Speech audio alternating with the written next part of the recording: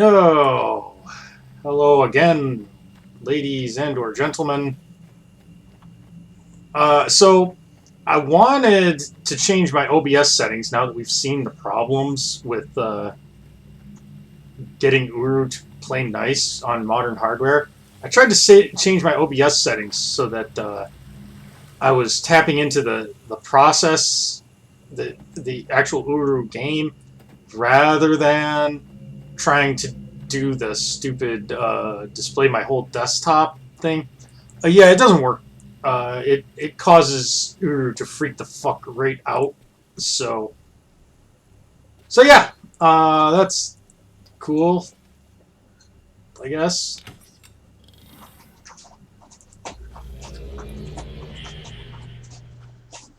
We're going back to this world, and last time we did get the page. So I do want to show you one thing up here. Aside from more like weird art, there's a story about King Shomat. I'm sure Daddy already gave you one. It's not. I did not actually. It's not actually relevant to the game. Like they reference it a little bit, but you don't need to read it to play. Also, there's a weird bug thing up there on the wall. So, picking up where we left off last time, Because if you don't, you're in the brain forest here, you see there's these sparkly firefly things. And if you walk through the swarm, as best you can, walk through it a couple of times, and you'll end up with a bunch of these little fireflies orbiting you. These fireflies are cute. There's two things that they hate. They hate being startled, which if you run or jump, that'll startle them. And they hate water. It's okay if you walk near water, as we will here, but actually getting wet, they don't like.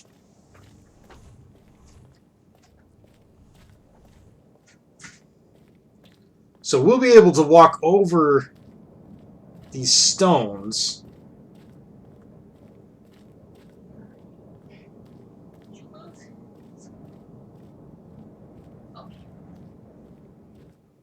But if we went into the water there, they would not like that.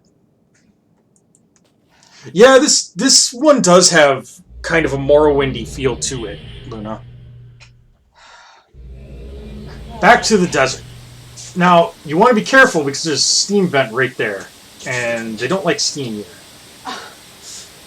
That'll startle them. So, we can jump once. It'll startle them, but they'll come back. If we do that again, they're gone for good. We're going to use this to get across here. And now, because we have these little orbiting firefly things, they will light this passage up just enough for us to see in here.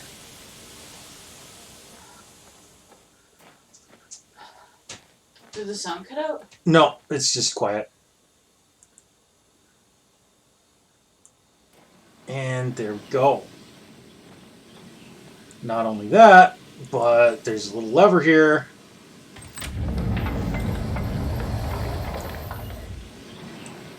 Cool.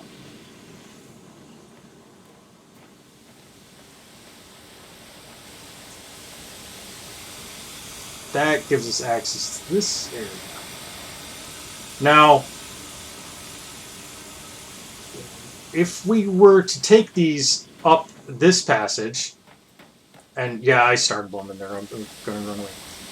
Like, we could lead them along this passageway here, but this is a required jump.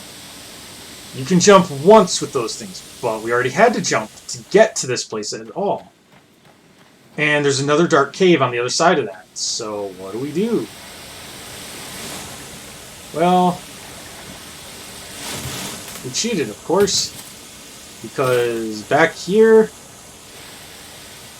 I don't think this one works. This furnace here doesn't work. But back here, we have these boxes. You may recognize these as the same as the box we used to get in here. And loving these tank controls, by the way. If you missed the first episode, I will remind you that the controls in this game are hold the left mouse button to walk forward, hold the left and right mouse buttons simultaneously to run, and hold the middle mouse button to walk backwards. And it's possibly the worst control scheme I've ever played. I don't know why they thought to do this and not WASD, and what did I just do? Did I click off? I must have somehow clicked off the window. So that's cool. It's not capturing the mouse like it should.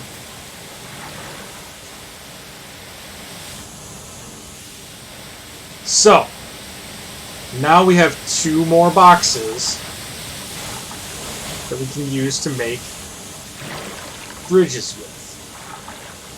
So we're going to move this one over here. Okay, that's better. And I think we'll put it maybe here-ish.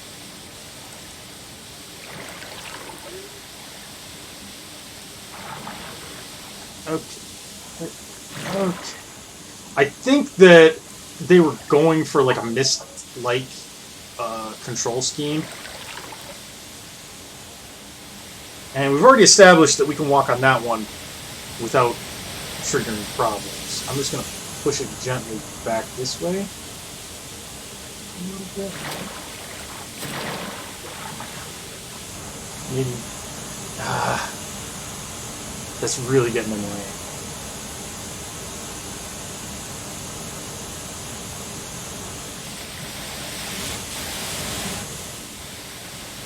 Maybe I can add this one to the mix.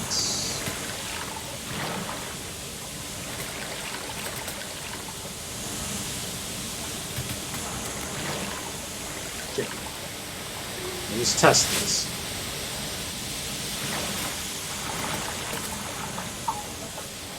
Yeah, I mean, it works one time.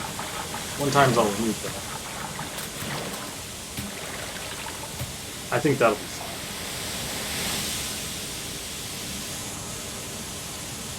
Here's another thing, and yeah, Luna, I agree. If they were trying to create a Myst-like interface, it really does not work if you're not using a point-and-click interface like the original Myst games were. This is one of the more interesting places in the city here.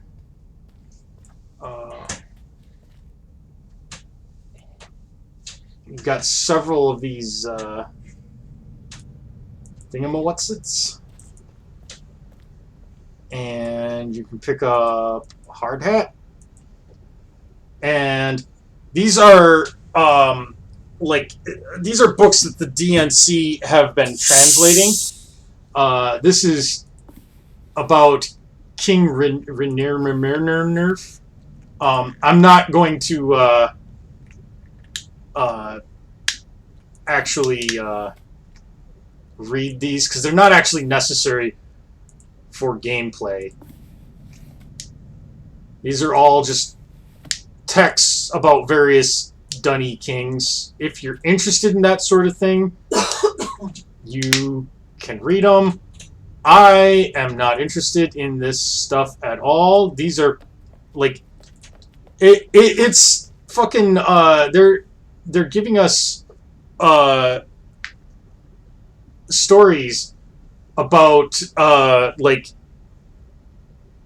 famous historical figures and stuff from a fantasy world, and they expect gamers to actually care about this stuff. This one has details about like how marriage worked,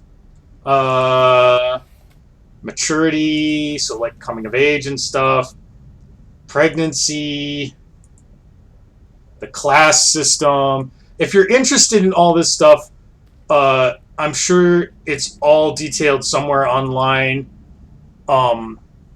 It is incredibly boring to me. I apologize, but like my eyes go cross-eyed when I try to read this stuff. Check this out. I know the DRC. Oh, and just to be fair, I'm the sort of person who occasionally will actually read the books in like Skyrim just for kicks. So take that as you will. Check this out. I know the DRC doesn't want us to touch these, but I bet Watson would like to know how these register with the doors too. It makes no sense. And don't lose it. I could barely get it off the wall, and when I did, it was pretty scary. Maybe the weirdest thing is that when I went back later, the cloth I got this piece from was intact again. What does that mean? Who the fuck knows? It's never referenced again. This one is King Mimirin. This one is King Mumbledy-Peg. Karat. Yes, King Mumbledy-Peg. Where the heck is my book, and why did someone take it in the first place, Nick? Okay. What? I'm sorry. Okay. I thought it was cool. No, you're good. But read what you said again. I don't remember what I said when you said it. Just read that last part. Okay. Matthew, the last... Where's my book? Oh, where's my book, and who took it in the first place? What did you follow it with? A name. Nick? Yeah. Because So you're I Nick. was making a You're the joke. other Nick, though. You're N-I-C. That's... They anyway. sound the same. Anyway, they're spelled differently, though, and I accent it different when I say it. Matthew, the last batch of papers you sent were very interesting. Since you did such a good job, I've got another list I'd like you to divvy up to the team. How you do it is up to you. 1. I'd like some more information on family life, ceremonies, etc., anything related to birth, marriage, cultural events. I know we have quite a bit of source material for this, so anything you get would be helpful.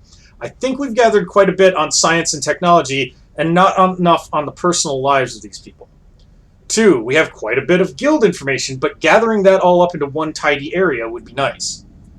3. The fall is still an obvious area where we are lacking. I'm not sure I can help you with the research material, but given the latest information we are getting, at some time, we're going to have to dig into this. I recommend assigning someone the sole task of the fall. You had. Maybe the legends of the fall. 4. Continue on with the kings. A short synopsis of all the kings would be helpful following the form you started with the last batch. 5. We still have religious writings we need to translate. These are going to be the most difficult, but I think they can give us large amounts of helpful information. 6. We have a stack of journals from various Dini residences, etc., not to mention ages. I think that will be more than enough for now. Again, thank your team and tell them they're doing good work, Dr. Watson. And over here is a more differenter helmet. This is the DRC helmet. And this is basically where they have kind of laid out, made camp to centralize their work on doing all this translating and stuff. Lots of journals here. What did I just say? Nothing that's really worth reading to me. No. You had. Let's flee to Arelto.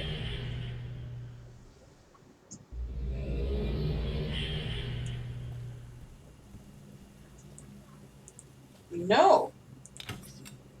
Screaming at me does not get what you want. We are almost done with this age, and by extension, the single-player game. Yeah, now you made yourself tired. Sterling is very insistent that he get more treats. He doesn't deserve more treats, he just wants them. Well... He's been getting treats all day, so like, yeah, you he know. has, and if he doesn't stop eating, he's going to get fat. Yeah, he doesn't need any more. We are not starving him, no matter what he insists on saying. He's got plenty of food in his bowls, So both he and his brother. You don't hear your brother begging for food now, do you? we collect more fireflies from the brain trees. This place is creepy. It does really have a Morrowindy kind of feel to it, though. Like, everything's very alien. Okay. I think this game predates Morrowind, but I'm not 100% sure.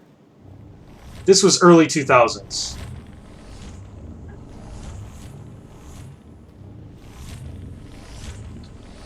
And go through the tunnel here. No. You had. You gross little piglet.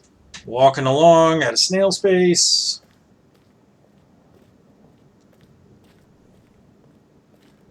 I'm sorry, Sterling. You're not a gross little piglet. But you are a piglet. Now, it's important to note that on this age, weather changes frequently. We saw that last episode. If it starts raining and you're out in the open with these fireflies, you're going to lose all your fireflies. And you won't be able to collect more until after the rain stops. Okay, Luna says that Morrowind is older than Uru by 1 year. So...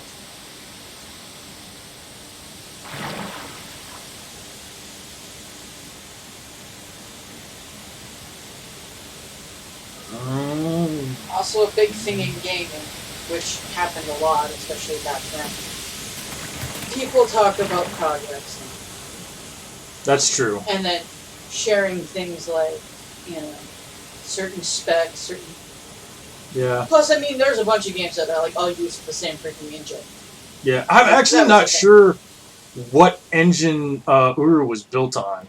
I am inclined to think, since it was Cyan, that it was probably one that they custom made.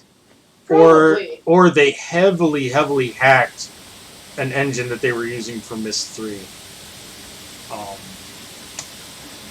Okay, there's our one jump. And they get freaked out, but not enough to run away. And they'll give us just enough lighting to see this thing. In here, we can find a pith helmet and last of our journey marks. What exactly we're supposed to glean from this cave stuff? Like, I don't know. Like, in the other ages, the markers are all like, hey, look at this thing that's like, shows you the corruption behind whatever. In this age, it's just like, just find them, dude.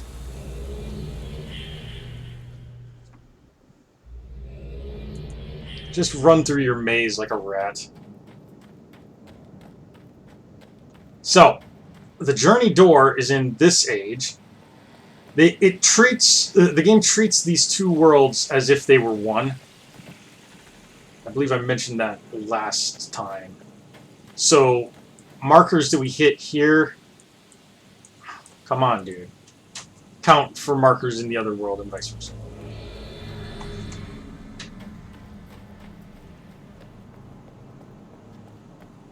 So here we go. We are going to go through the journey door for Idar or whatever. Many stories were there for the Dini to learn from, but they didn't hear them. Right. The ancient tales of Tuat's Ocean, or of course the story of King Sholat and his brothers, which even speaks of gardens and death. But no one truly listened. Was there The a Garden signature Ages you are proud and beautiful, but they are built on the backs of the least.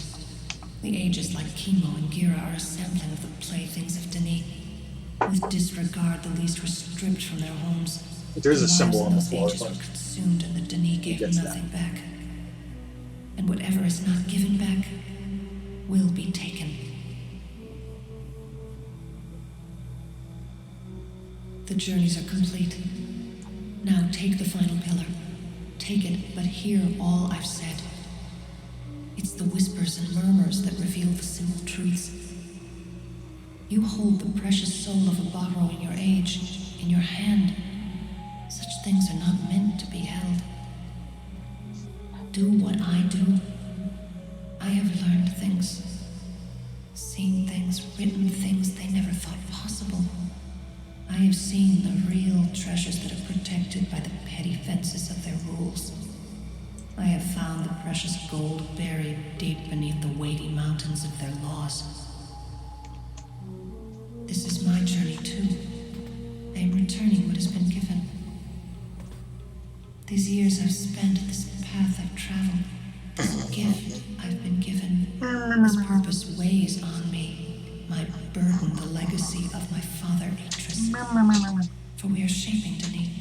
We will mold what comes after. We cannot keep the power and the pride from ruining this new Denis, but we can prepare those who will read between the lines. Oh, hey, Anya, I didn't even notice you there. The leaves are returning. The stream in the cleft is returning. Life is returning. The fissure is returning. The circle will be completed when you give back what you have taken. You must return.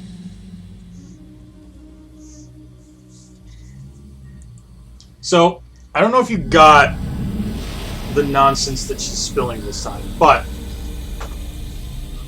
we've got the last of these pillars. So now... You know what? You know what this community needs? It needs where if people come in, they can just hit a doorbell button to get your attention. Because you are, like, oblivious. I am oblivious. But, I mean, when you're in game mode, the house could be on fire and you wouldn't notice. Yeah. So, now we have all 4 of these pillars. What do we do with it? Well, she was babbling on about returning. So, that's your only clue.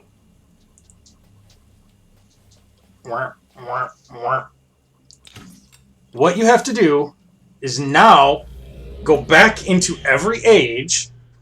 Yes, because tedium. And go to the journey door again.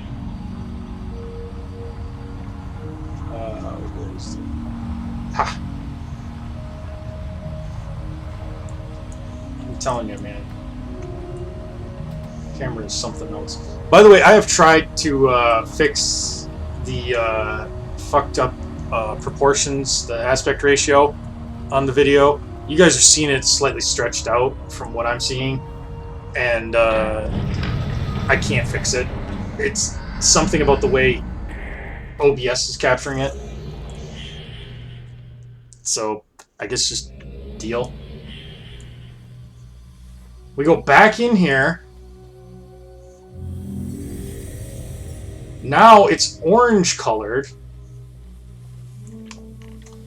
And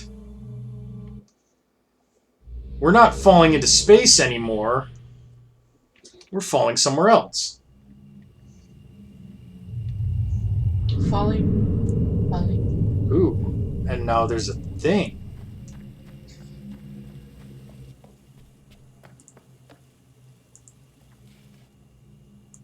That was one.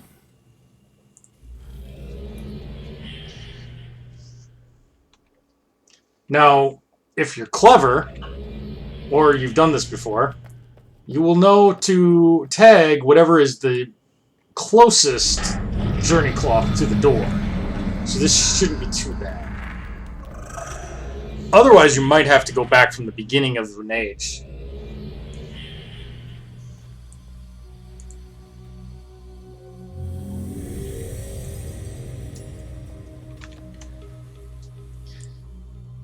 And down we go.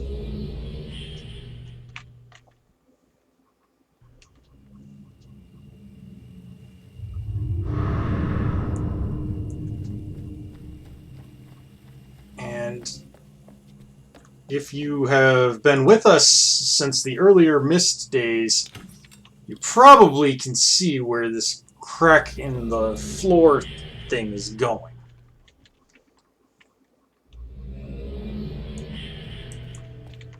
If not, don't worry about it, because it's only going to be a few minutes.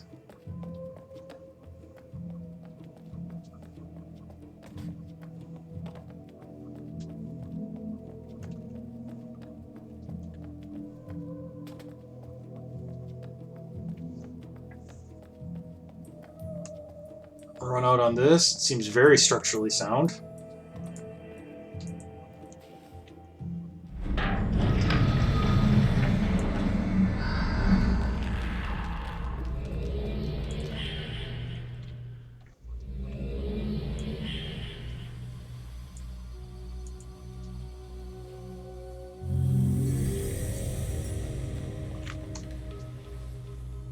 Okay.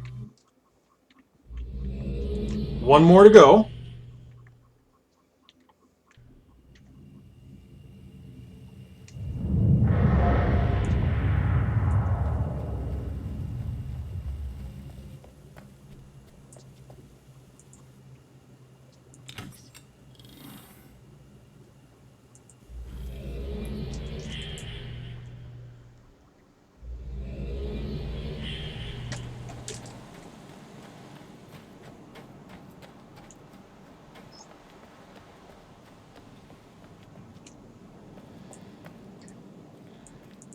You still jump like a douchebag, dude.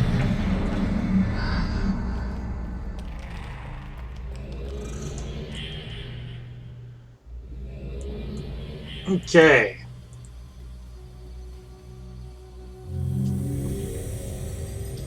We have returned all of the pillars, but notice there is a pattern on the floor. There's always been, really.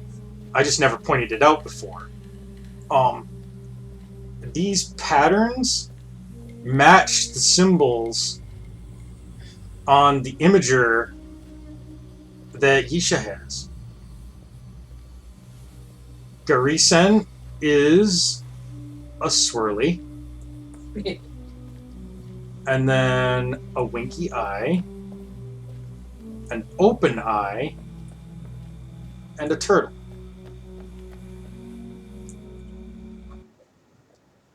So we got to remember that. Swirly, winky eye, open eye, turtle.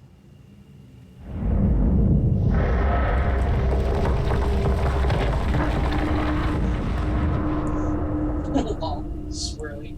Oh, look at that. It's the star fissure from Riven.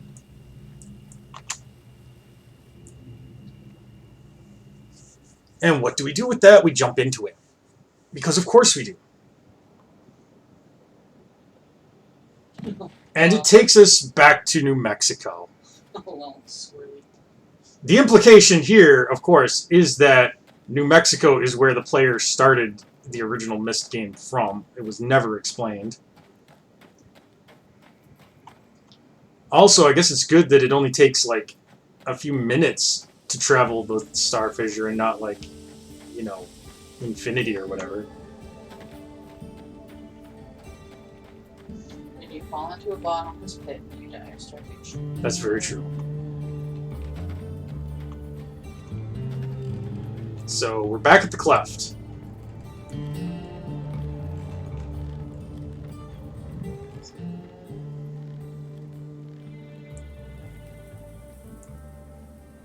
And so let's go this way because it's faster. Okay. So it's really just the last two symbols we have to change.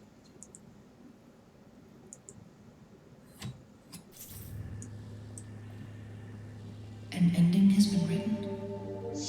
You've done all that has been asked. You've traveled the full circle. You have returned to the cleft through the fissure. You swam among the stars and saw the remnants of previous journeys. You have returned, and the pillars were returned. And now one more of the Barrow, the least, has been returned to Denis. You don't need to understand what that means. Good. Only that the hand of the Maker has set it in motion. Now the circle is complete and the tree has begun to grow again. The path is now open, and so the symbol of the journey must change. Now the beginning is tied to the end. Now you can go where you wish. The restoration of Denis awaits. The deep city breathes. Uru again. Yay! And I would be concerned with other things. The least are becoming greater. They will now also affect the restoration. Perhaps not the way others had planned. You've learned about the pride of Denis. The great writers of worlds were infected with pride that became a cancer. It grew quietly beneath the surface, but it grew until Denis could live no more.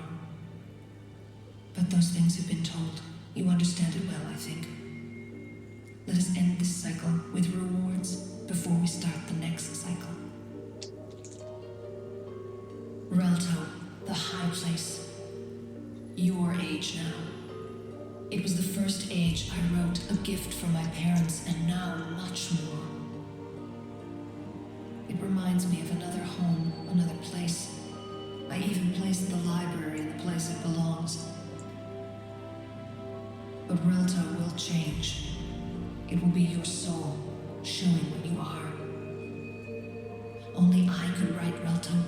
It's beyond what the Denis could accomplish. Keep it. And I've given you clothing that represents your journey. Wear this to show others what side you've taken, when sides are taken. When you wear it, you will tell all that you side with us. With Yisha, with the Barrow, it will not always be easy. And another gift is here, a link to the cleft here in Tomana. You haven't been able to return here, but now you can. This book will take a special place on your shelf. This place is not meant to be shared. Return here alone when you wish to remember the cycle of things. Okay. Now we can actually use this holographic book that she has. And it looks like it doesn't take us anywhere, but it does.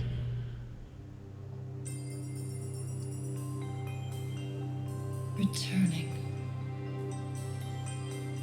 One final gift. Something that no Denis writer has been able to do for more than 10,000 years. I alone can write this gift. I alone am chosen to do this and more. This gift is what my father Atreus would have longed to give his grandmother Tiana. What Tiana longed for and danced for. The gift of life in the desert.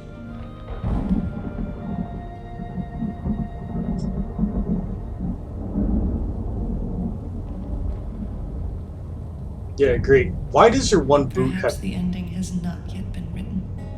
Why does your one boot have two cuffs?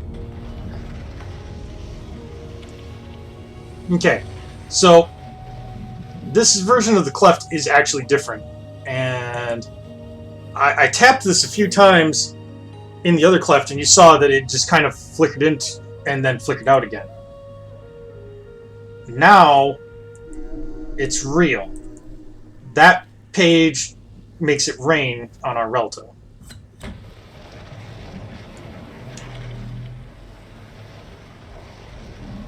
And we might as well go the other way, actually. It's a little bit faster. There's some stuff we need to collect. Well, we don't need to, but we're going to. Whoa, whoa, whoa, whoa, whoa. My dude. Again, hold mouse button to move forward. And it's tank controls. This is the quote-unquote ending of the single-player game.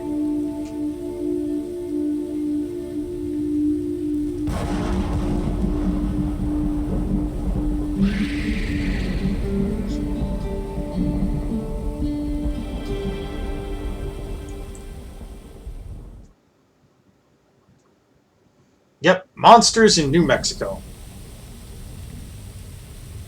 That hand thing is pretty cool. I enjoy that shape.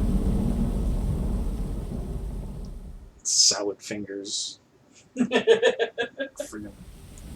Anyway, this is the rainy version of the cleft, and it's virtually identical. There's just one thing that we want to collect from here. This version's got flowers and a little more grass. Zandy's gone, but he's left his shirt behind, so we can steal that. Stealing another man's clothing? What's wrong with you? I mean, that's what I've been doing this entire game. Okay. You should be pleased by his offering. So, yep, and here we go. It is raining now on our cleft, or on our Relto, and the lighting's a little moodier. So, very pretty, very cool. That's the single-player game. Let's jump into the wardrobe. do a quick wardrobe change. Yisha talked about giving us reward clothing. I'll show you, but I won't actually wear it. This is it. Ugh. This is Yisha reward. And look at this. It's got a little cutout for your book, and it's ugly. It's ugly. It's very ugly. I do not like that. Let's see what all your shirts are. The best one is obviously Well, the yeah, Zandy shirt. obviously. Unfortunately, you can't change the overshirt. You can only change the undershirt. The rest of them are That makes you look fat. Highland sweater, That's not bad. a bomber jacket, a field vest, which has a really ugly backpack, a work shirt, a jersey for the explorers, polo shirt, a dress shirt, which has a couple different options, but they're all ugly. The leather jacket, the fleece pullover, the shearling coat, short sleeve tee, Shirt sleeve graphic tee. tie-dye shirt, The Yisha shirt. Yisha reward, the turtleneck, the long sleeve tee, and the hoodie. Yeah. Zandy's shirt is The best. the best, far and away. Like, I'm not even sure where I got this hat from. It's cool though. It's acceptable. I'll wear this hat, and I'm keeping the glasses because why the heck not?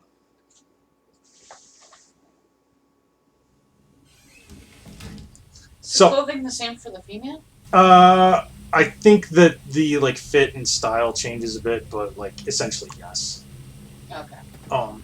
So you couldn't have jorts? You don't have jorts? What's wrong? yes, there are actually an option for jorts, Totally wear but jorts. I'm totally not wearing jorts. Oh. So that is. You don't have the option to be shirtless in jorts and sandals? I mean, I probably do. That's horrible. So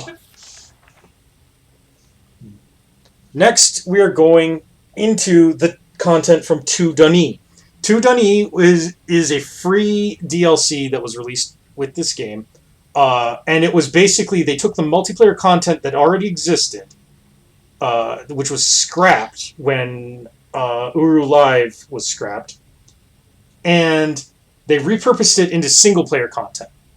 So Agura and I can't tell if that's Bevan, I think it is. There were some who came here thinking they could build the tree, but only a dead tree is built. Life cannot be assembled from remains. And now these builders are gone. What has happened to them? Are they now part of the remains, or have they become part of the tree? For the tree does grow, the great cavern breeze, voices in places in the great void. The called continue their journey here, building or growing, it is their choice. One new book, given to open up paths in the cavern, given to open up the origin? It's really hard to read this cursive. Given to open up a glimpse of the future. So, what they are referring to is this book right here, I believe. We have had this book on our shelf the entire time.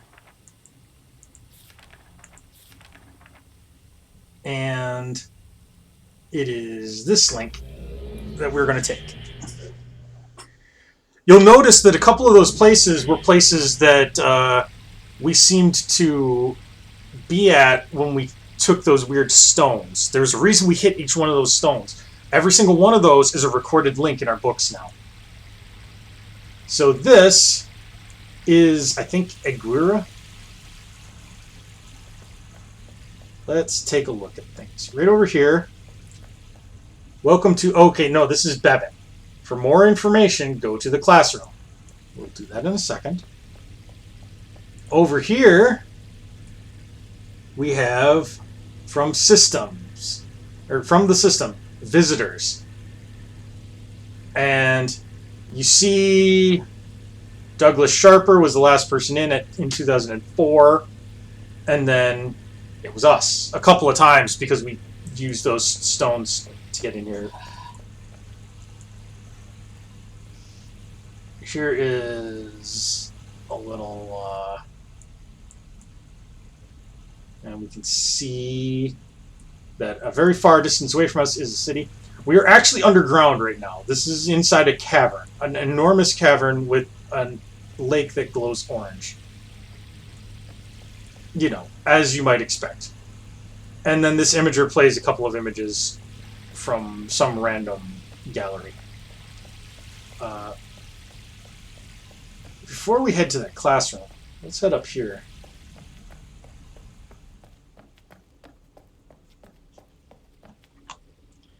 Here's like an auditorium area.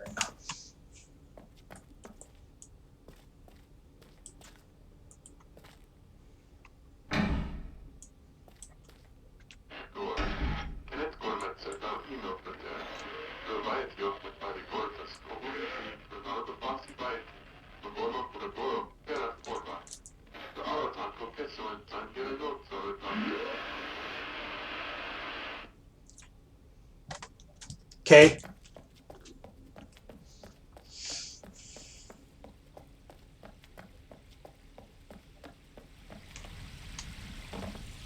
Well, that was clear as mud, so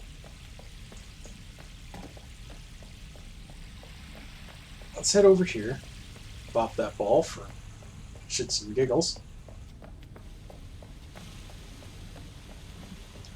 Ooh, pretty. We have lights and stuff. We'll mess with that in a minute. This is a clock, and I believe it actually does work. It's just very, very slow because, you know, the nature of time.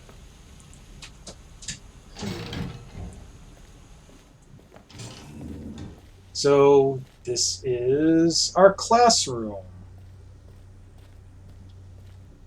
Welcome to Duni. Please link to the Garrison Age to pick up your key. We've already done that. Over here, top 10 scores. The Duni Restoration Council welcomes all new explorers. Remember, safety is number one.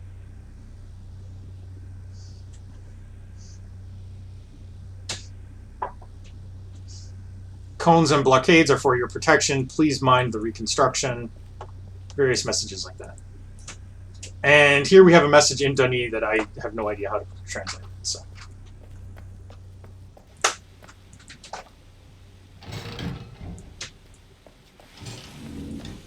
Now there's another door over here, but it doesn't work.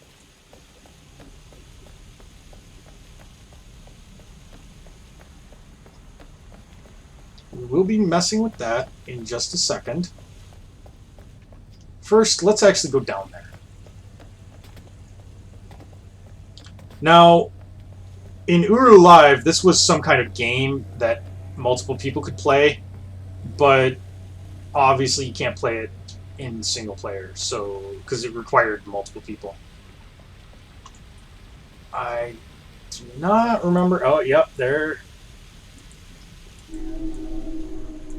A hidden Relto page.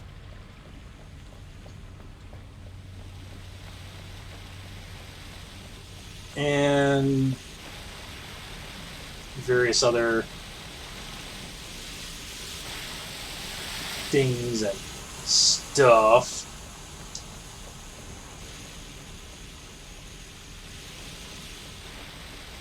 Now over here,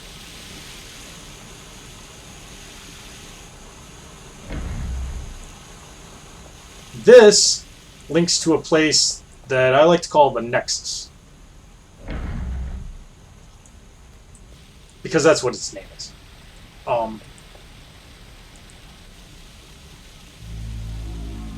We're hitting this so that we can register.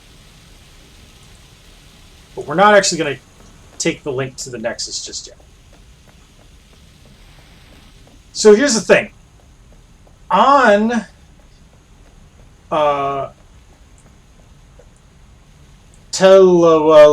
whatever, we found a book that took us to Douglas Shaper's private study, and there was a telescope in there, and we looked through it, but we couldn't actually see it because the game glitched out. And I mentioned that there was a code in there that you're supposed to see, which I had memorized anyway, so I didn't need to see it. But there's a whiteboard that you can see in there that says the name Bob Ogubo. And that doesn't make any sense. Well, this is what Bob Ogubo means. B O B O G O O B O.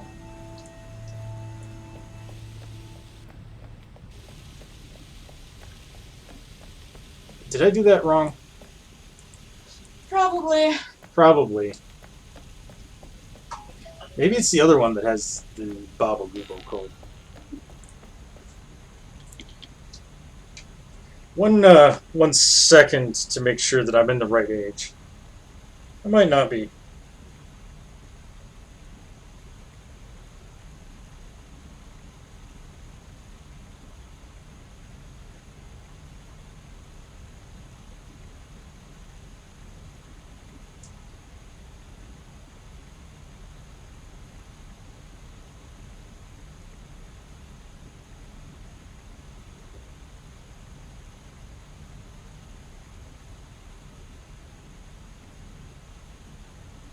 Okay, let's see here.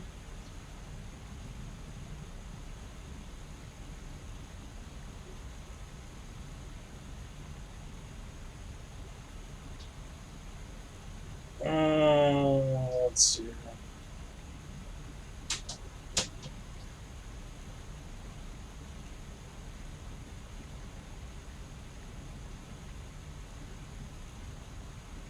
Yep, I'm in the wrong place.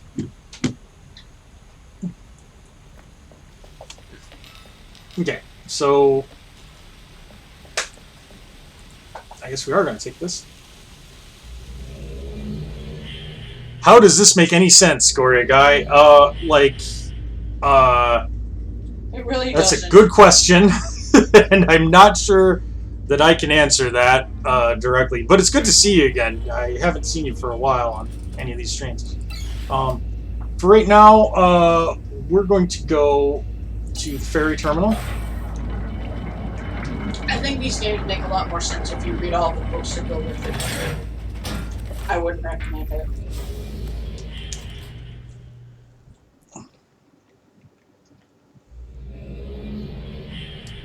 So here we are in the actual city of Dunny.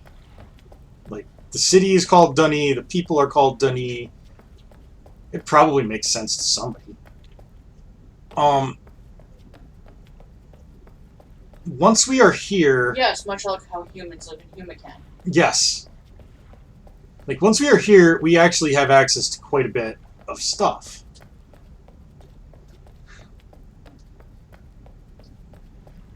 We can run around here. On the back side, they've got some sunken ships and stuff. What we are actually here to do, though, is we need to register as many locations as we can to our Nexus. The Nexus works like public transit. If you have recorded a place to your key by putting your key in the device that like exists there, then you can travel to that place. There are also bunches of these things.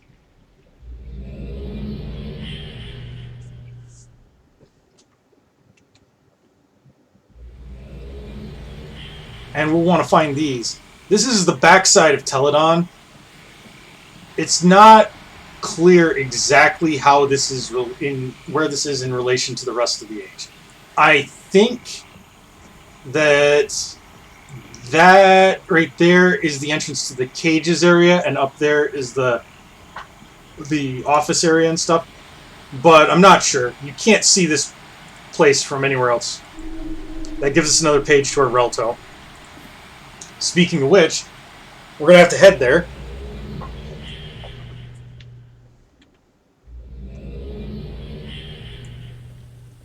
And we might as well see what we've added, because we've added a couple of things. First of all, we've added some new rocks. Little rock islands. You can actually hop out onto them. They're kind of difficult to reach, but you can do it. And we have a dock. It looks like it was made by a 12-year-old, but it exists. And speaking of Teledon... Oh, what does this mean, Gory Guy?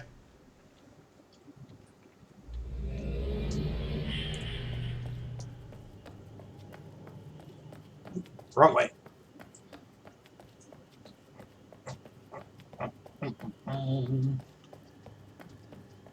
Gotta run our chubby butts over.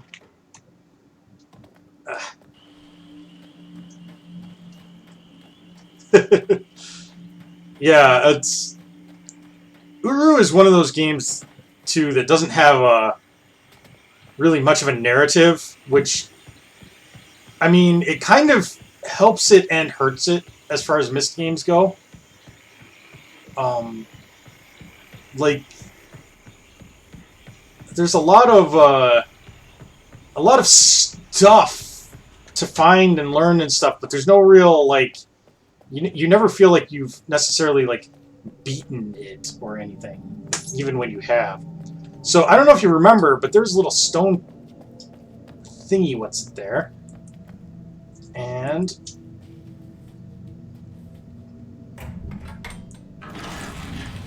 now, if you didn't see the first episode,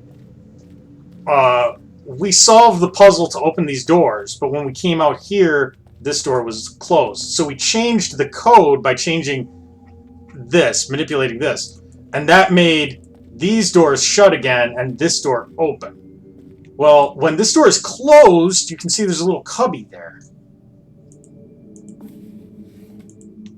At this point, you can either warp out and back in, which is what I'm going to do, or if you're feeling saucy, I guess, you can run across the entire age.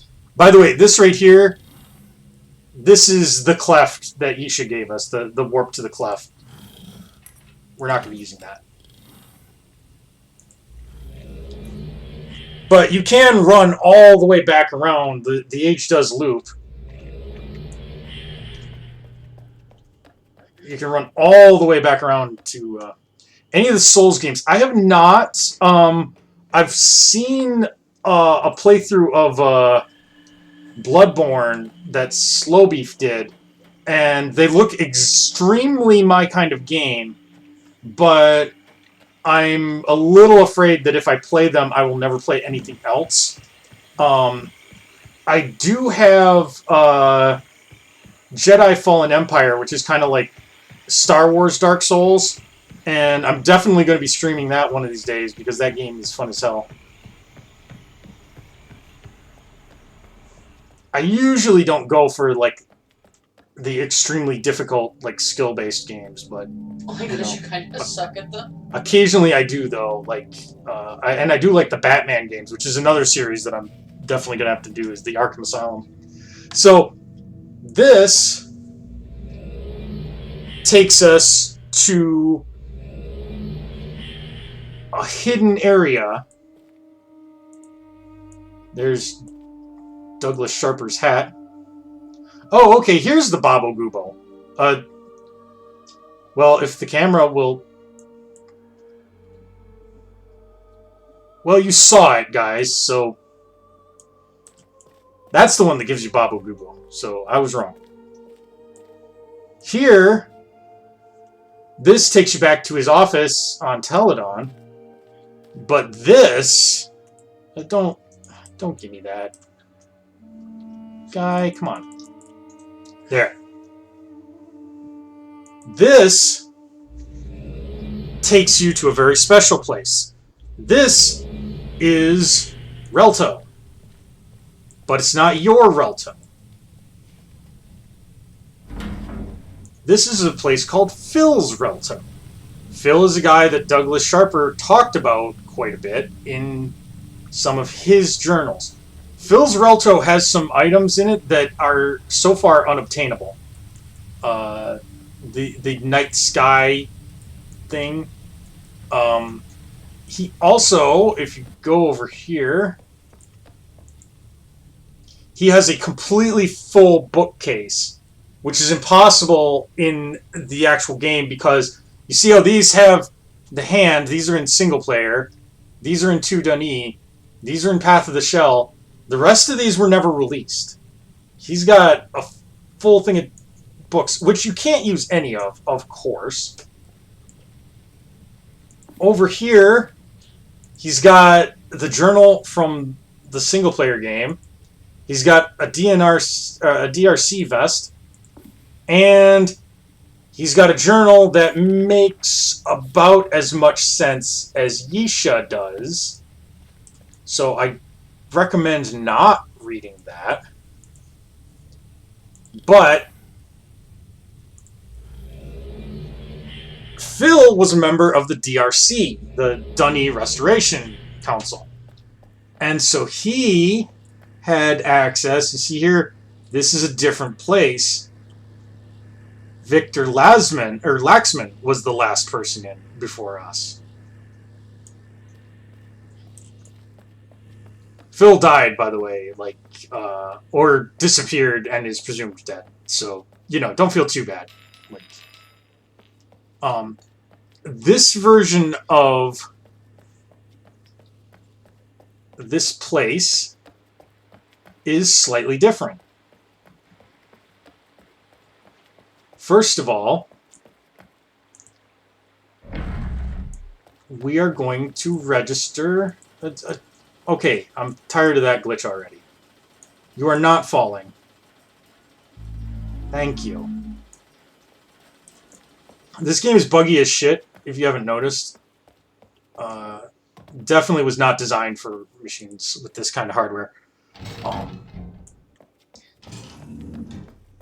So they have their own version of the classroom, and it's actually a mirrored image, but has different stuff.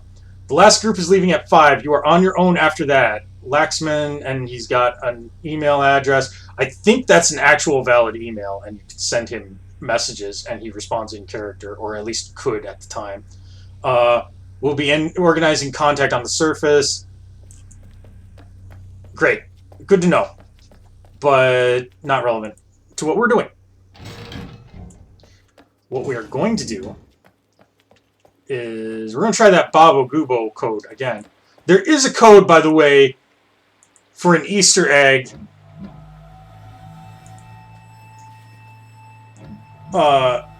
in the other place. Bob O.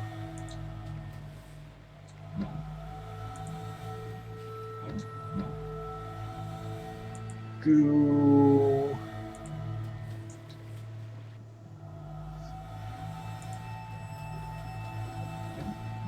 Bo. Now you see this door is lit up. In the other the other hub area, there is another code that opens their version of this room up, but it's an Easter egg, and it's not actually like something that you can find in game. It's just something that players just kind of fucked around with until they found one that worked.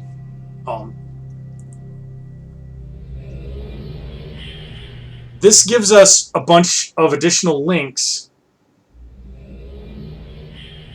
to various points in the city.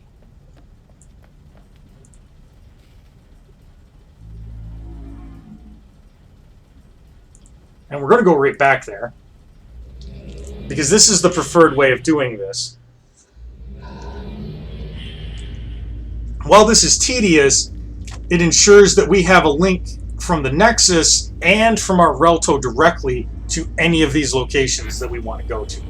So, like, Bevan, that's where we started from. That's our neighborhood, so to speak. Kirel is the DRC neighborhood. And then Ferry Terminal, Takota Alley. These allow you to delete entries, but you don't ever want to. We're going to go back to Kirel, because we got more of those to get.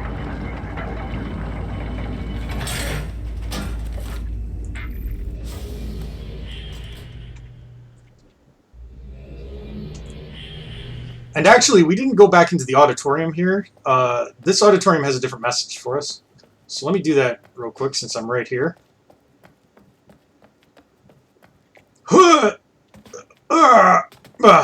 There.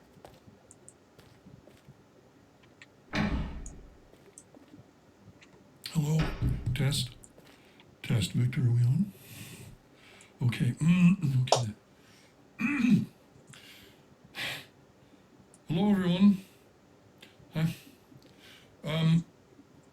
Thanks to Victor, we've gotten some additional Denis technology working. It should be quite useful in sending messages here from the Takota to the numerous neighborhoods. Yeah. As one more way to keep you informed of how things are progressing. Let me begin by once again welcoming newcomers to Denis. We're very pleased to have you. I know I've spoken with a few of you in person, but to those of you I haven't met yet, welcome to the Restoration. The DRC and Restoration engineers have been working very hard to put things in order. As you've probably noticed, various areas of the island, Agura, have been opened over the past few weeks, with quite a bit more scheduled over the next few days, weeks, and months to come. We are also working on opening up several new ages. And we know that many of you have been given access to ages that haven't gone through any kind of process yet. And we certainly do not encourage use of any unapproved books. But let's just say that with your safety uppermost in our minds, we're pushing to approve those ages just as quickly as we can. Yeah. Oh, and several of you have asked what you can do to help with the restoration effort. As you may already know, the Denis keys have the ability to determine their precise location here in the cavern as well as in other ages. Much of this functionality is governed here in the cavern by the Great Zero. Victor has recently succeeded in getting portions of the Great Zero functioning again, but he tells me it's still... Yeah, it's actually, the voice acting is pretty good in this game, Anya. Focus on another island area. I wish that its associated docks. In particular, Visha was given dialogue that made sense.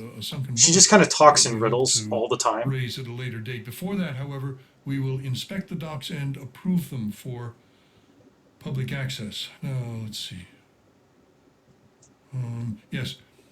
Outside the cavern, Garisen continues to progress nicely. Victor's team has recently made some discoveries that will enable us to open up more of the interior space. The wall is what we call it. Members of our team are also working on another age that should be opened within the next few weeks. Perhaps we will post some pictures. I will end by addressing some peculiar events that have been occurring.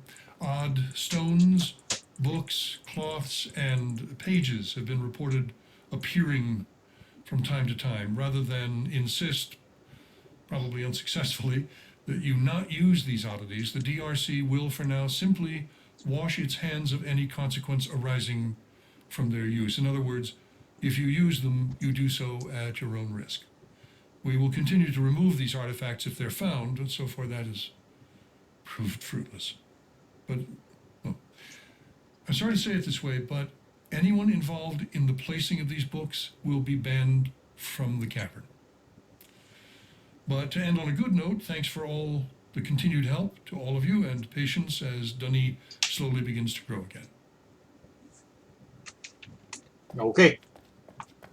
So, yeah, this was recorded, obviously, before they abandoned the Caverns and Project, which they did so for a reason that was not ever explained in-game.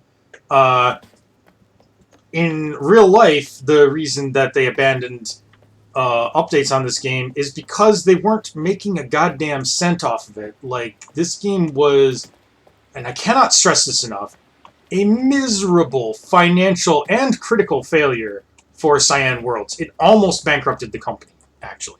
Had Myst 4 not been a fairly big hit for them, it probably would have. And that's sad because while this game has its problems, Myst 4 is goddamn garbage. I'm sorry, but like, if you haven't seen my Myst 4 playthrough, which is entirely up on YouTube, I did not actually end up having to cut the Pete Frampton song. No, that it was Peter Gabriel, I thought. Yeah, Peter Gabriel song that appears in the middle of it for no fucking reason. Don't confuse a good musician with a freaking Frampton. Yeah, Jesus Christ.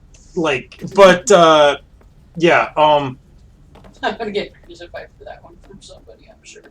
I just want to point out this location here in the city.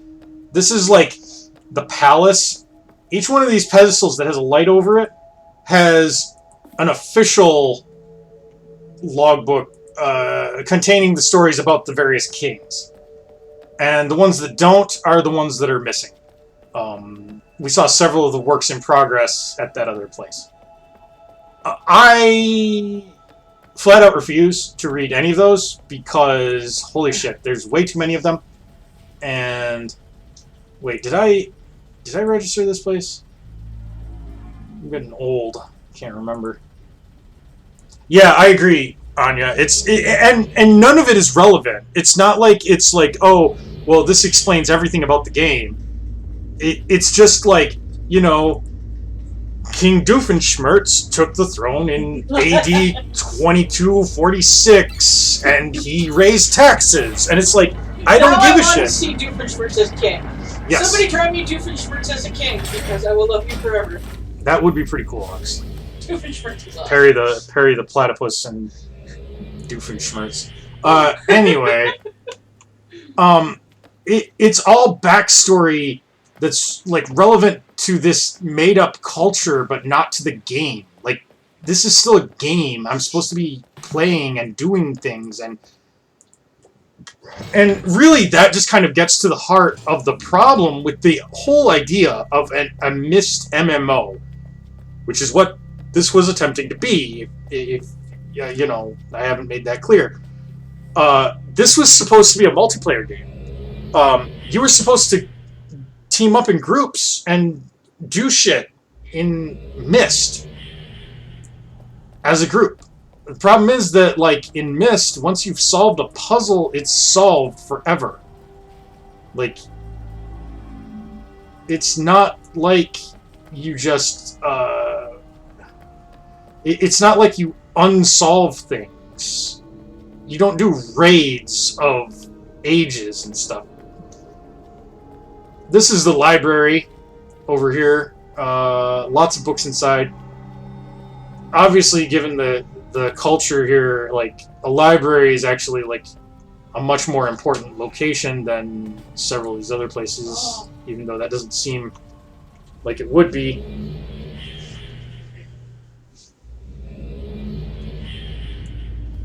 This city is fairly large, and I mean the explorable portion of it. Like, we're still not done,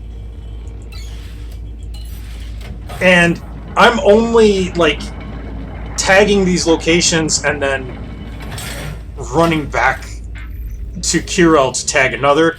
Like, we will actually explore this city because we have to,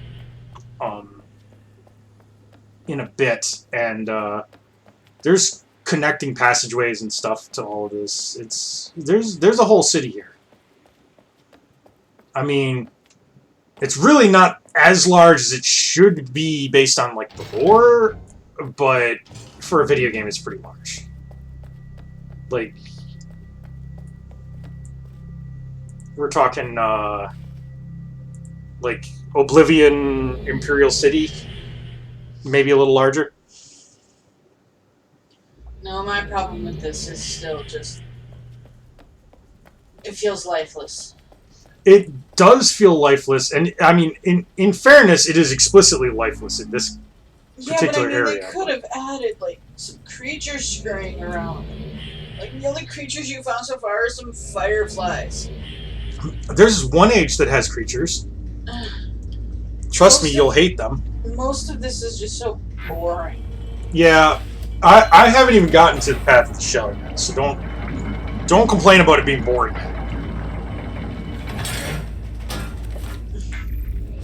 You're not streaming tomorrow. I have other plans. Oh, you have other plans? Yes. Okay. I was gonna do Pokemon tomorrow, but I guess I guess we have other plans. So. Yes. I mean that's true, Luna. Like there was a lot of experimentation about like what an MMO was going to be. It's just that I don't feel like they went into this with a good feel for like what kind of experience they were looking for. Like, I mean, I don't think that at any point they actually understood what they were really doing. So I disagree. Here we are. I think they had a pretty good grasp. It's just the technology to do that isn't there. I mean, that could be it too. I mean, also anyone who's been on any forum, the second a forum has a mystery, everybody is there to solve it, and those that showed up late can just look it up. Yeah, and that's the other problem is that, like, once anybody solves any of the puzzles in this game, like, the answer's out there in the wild. But we are in the Great Zero antechamber thing. This is the main quest of the 2 Dunny expansion. So, we're in the antechamber. This explains how all this works. I'm not going to make you read it. I'm not going to read it. I'm just going to show you. Step 1. Use this machine. Oh, God. I just realized a game that you said was a nightmare the first time, but I wonder if you should play it just to show everybody how nightmarish it is. Which one? Schism. Oh, yes, Schism. That is on my list of possibles. So, You know it's a nightmare. we have little dots on our key display now, and these things exist in the world. When you collect one, it turns solid. We need to collect 5 of these things.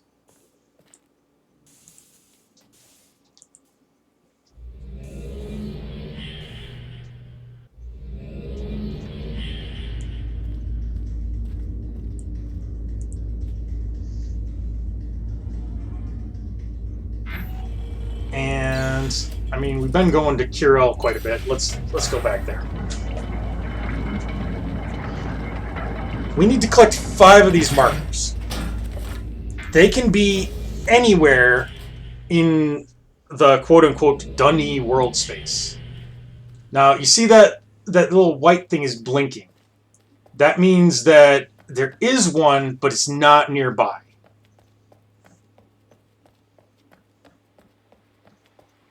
And so we're just going to run around and see.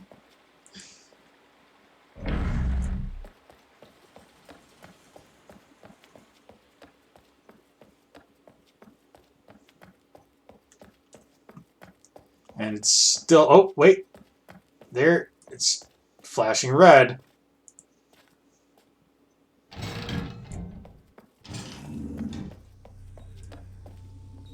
And where are you? There it is. There we go. So that's what we have to do. We have to go through this world and find those markers. There's no real rhyme or reason to where they're at. They're just placed in places. So we just have to explore. Oh. I see it turning red. Will you hear me? Ah, there you are. There we go. That's 3. There's nothing over there. There was a secret in the other place. Huh.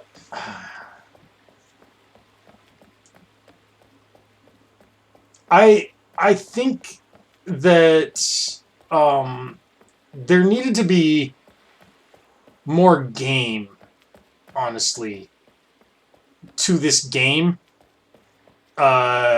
in order to really make online multiplayer Myst work. They tried adding some game-like elements, but I don't feel like they added enough. And I think the game suffers because of that. Because, like, once you've completed Uru, like, there's really no reason to replay it. Like, the puzzles never change. They needed an activity of some sort to keep you coming back to it. Like Pokemon Snap. Yeah. Like, just go out and collect a thing, or take pictures of a thing, or explore a thing. And then just use this as a hub world where you can just talk to people and open chat with them. Yeah. Club Penguin. There needed to be events where, like, you know, certain things were, like, scattered through the different worlds and you had to find them or something. Something to encourage people to actually, like, Want to give a shit. want to play the game after they've completed the game. And I don't feel like they really nailed that aspect of their design. And I'm not really sure, honestly, that they had a real good idea for, like, that design to begin with. I'm not really sure that they were thinking about that. I think that they genuinely thought that they could just keep adding worlds and people would keep coming back and playing them. And it's like, yeah, absolutely. How many ages are you going to put out per week, per month, per day? Like,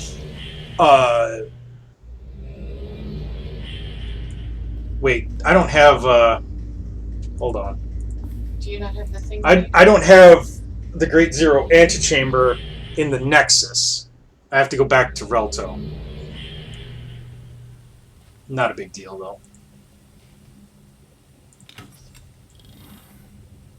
Because I do have it here. Yeah, exactly, Luna. There needed to be some reason to do what it was you were doing. Like, so now we've put our 5 in, and now we've got a ton more. Yay. But that actually registers the Great Zero as a location in the Nexus. Or it should.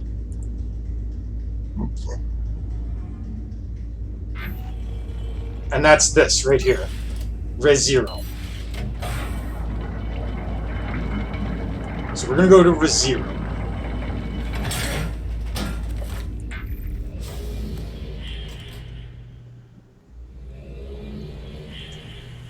This is the Great Zero. Or at least part of it. This thing is huge, and it is basically a gigantic analog computer.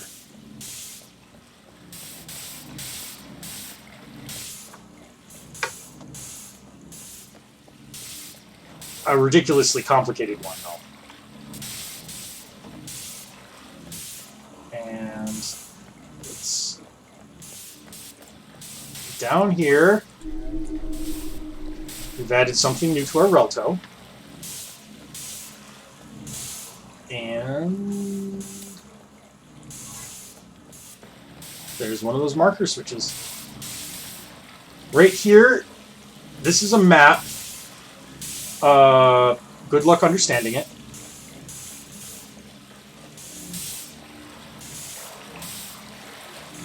There's all these crystals and things are zapping and so on. But we do not have access to the back portion yet. So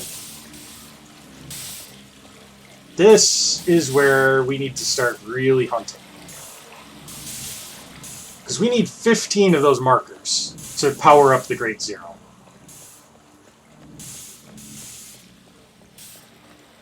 And then we still have to calibrate it. Which is exactly as annoying as it sounds. But this is the content. This is too dunny. This is what you pay for, or not pay for in this case, because this one was actually free. And of course, if you've got the complete collection on Steam or Good Old Games or whatever, that comes with all this content as well. But anyway,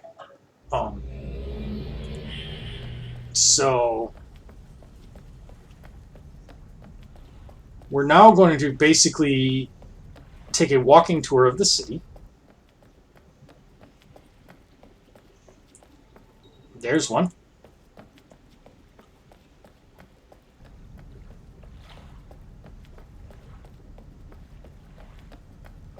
Da da da da da da da da da da. Look at the way this guy jumps. Like, that's the best animation you guys got? Really? And I know I've said this, like, 5 times, but, like, I really, really need to drive this home. The way you move in this game is you hold down the left mouse button to walk forward. And hold down the right mouse button at the same time to run. And if you want to move backwards, middle mouse button. Hold it down. It's tank controls. Like, why? Why did you think that this control scheme was even remotely passable? Like, that's just, it's awful. It's really bad. I don't think there's any more markers back here with the ferry.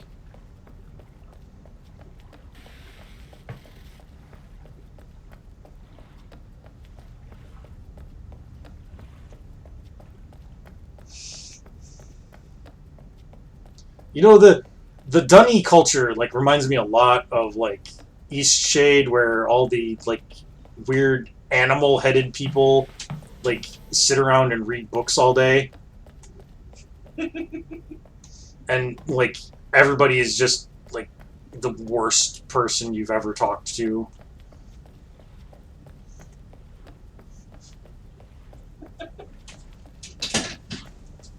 It's like, it's just like an entire culture of hipsters.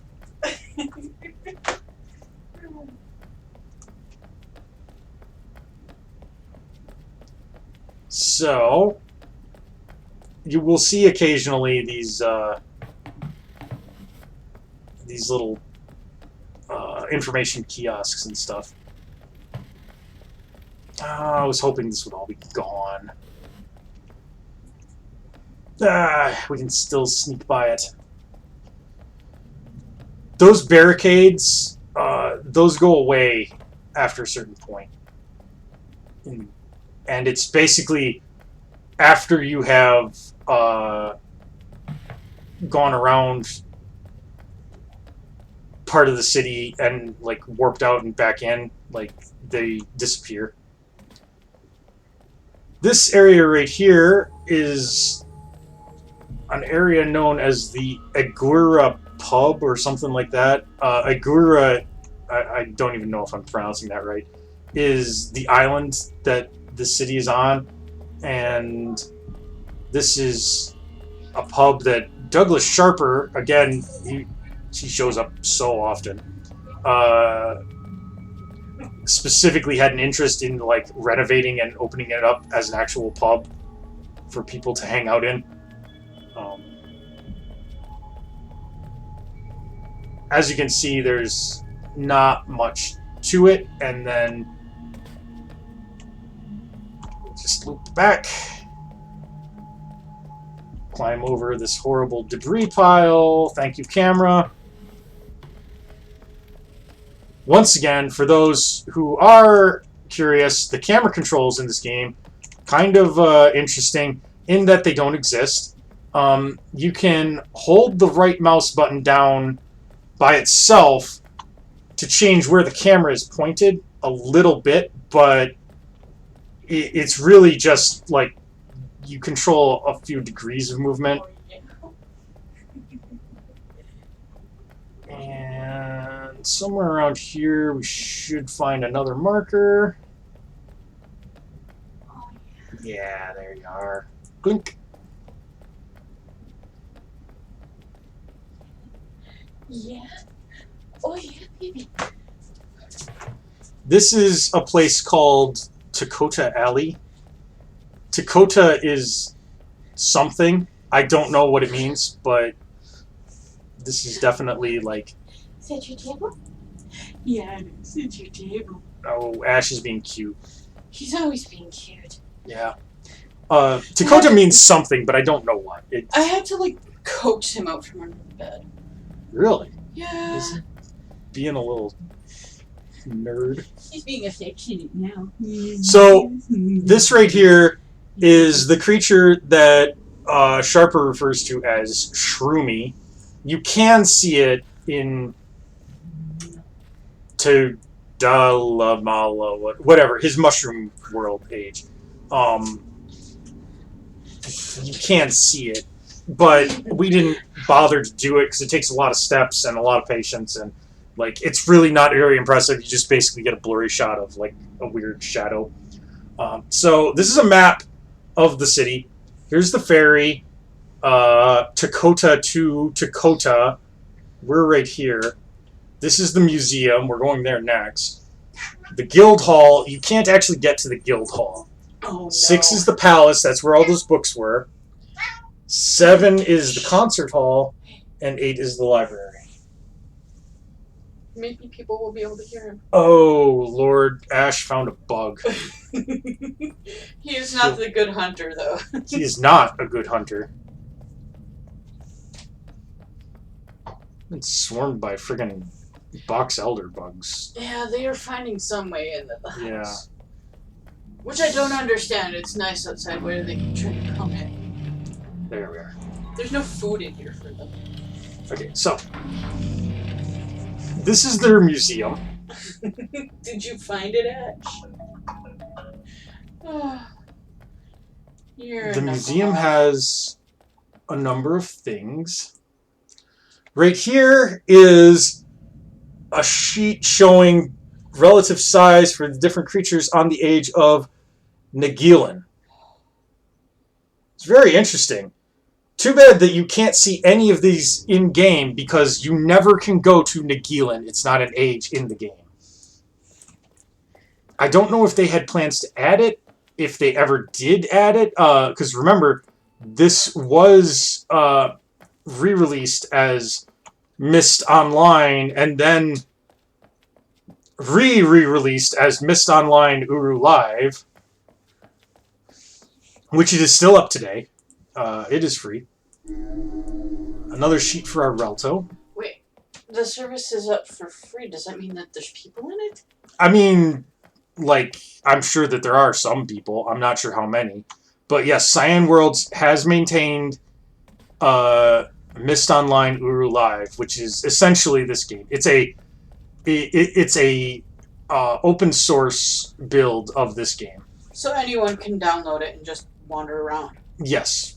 It's not quite the same as the complete collection, though, because, like I said, it's an open source rebuild. Like, it's a new engine for the same game, so things might not work quite the same way.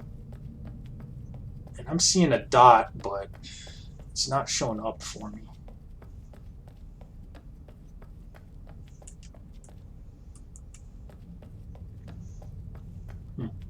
Oh well. There are others. It's not over here, is it? Nope. That's just a little alcove. No.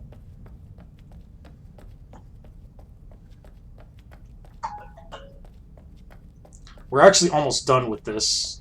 We only have, what, 6 more to go?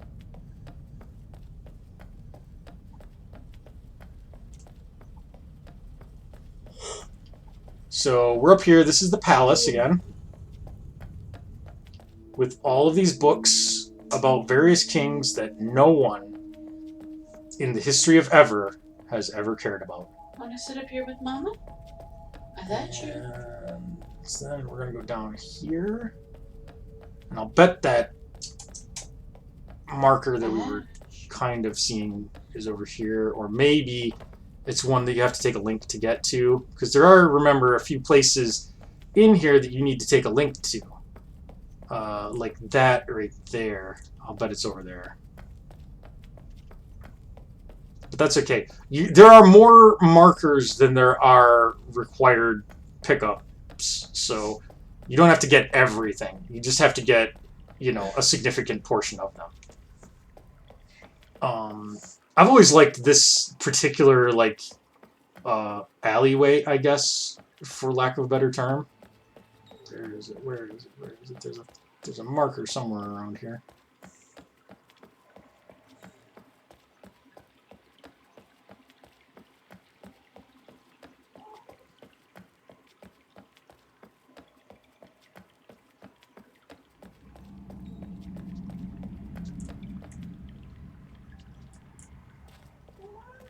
Okay, I don't know why you're even doing that, dude.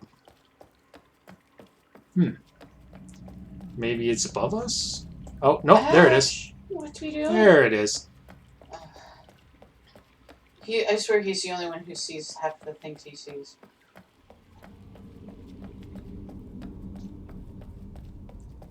And there's another one. I'm actually going to turn around for a second. Head out towards the library.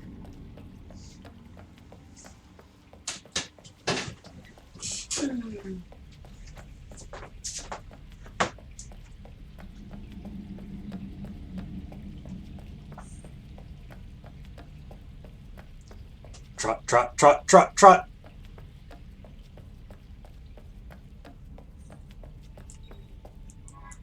Oh, just 3 left to go. This is what I call gameplay. Just wandering around. Seriously though, like, a system like this could have been very useful for making an MMO functional for Myst, but they really didn't do that.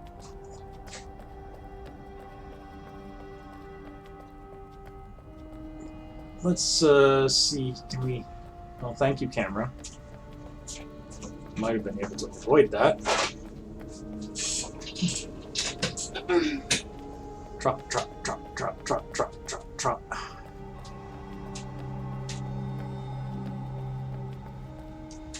Just 3 more markers. Come on.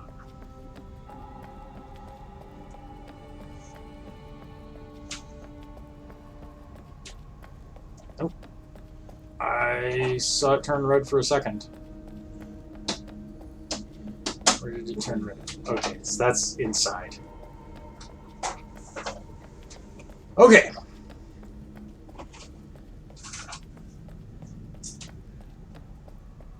So the upper level, if I remember correctly, is completely closed off, and it's just the lower level that we can get to.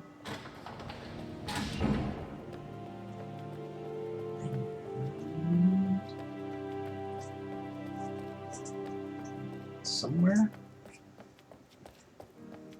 around here.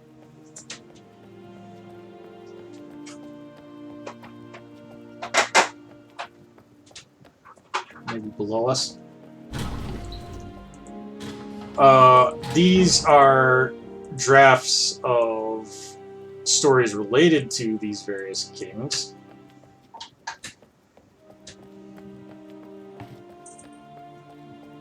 Nothing over here? Man? You would think that, like, you know, the library would have some cool, like, ages to link to and stuff, but it really doesn't, and that's lame.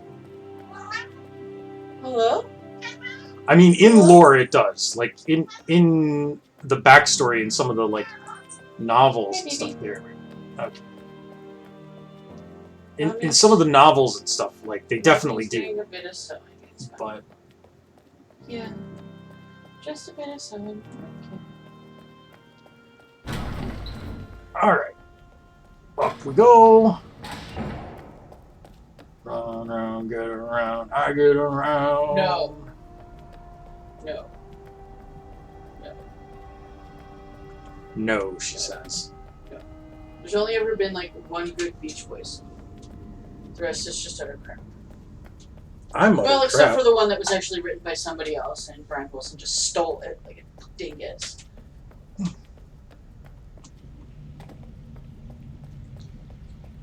Okay. Almost there. The guy in Star Wars right before he like gets blown up or whatever in the Death Star.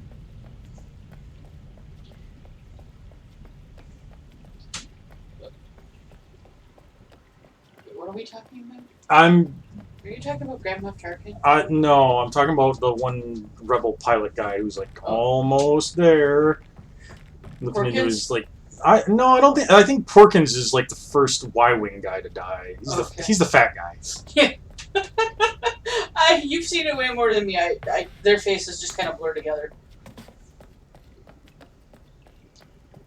Fun fact, I only know the name Porkins because a friend of mine had a World War I flight sim game way back in the day. And one of the, you got to choose your character portrait. And one of the portraits was affectionately known by us as Porkins Hitler. Because he looked like a cross between Porkins from Star Wars and Hitler. Okay, one more.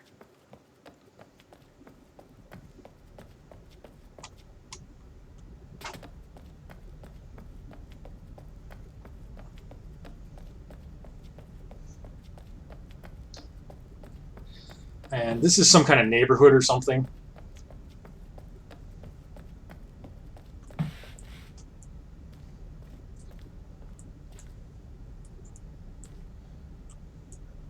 I think there is one down in that pit.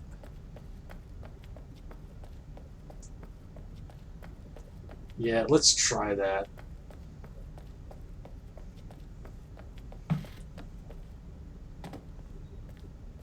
Yep.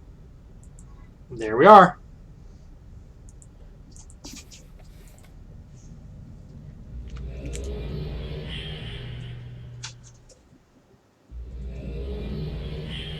Aw, you got such a sweet little face. Just stare at me. Aw. Now, I don't think that we can go directly to Ray Zero from here, but we can go directly to the Nexus. Which is like the Nexus best thing. Yes. It was terrible, I'm sorry. It was terrible. But I'm not ashamed of it. It's terrible, but I stand by my bad jokes.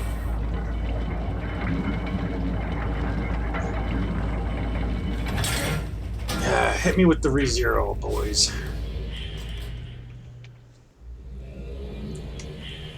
Okay. You can use either this machine or the machine in the antechamber, either one. You just have to turn in your dots.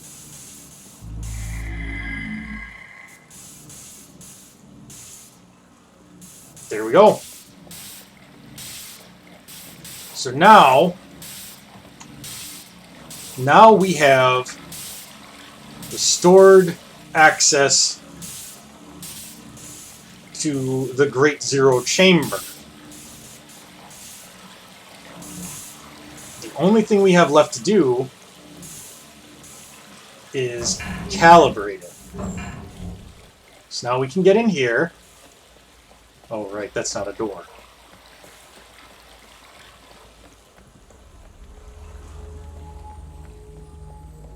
This is the actual guts of the system. Whatever that thing is. There are 4 viewers here.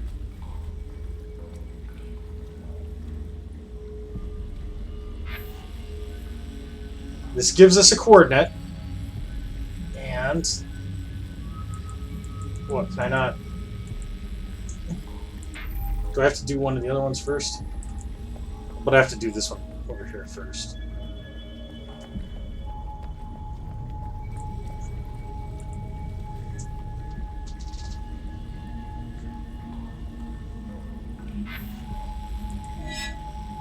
There we go. So this gives us a coordinate. Problem. Answer. We can't see where the coordinates are yet.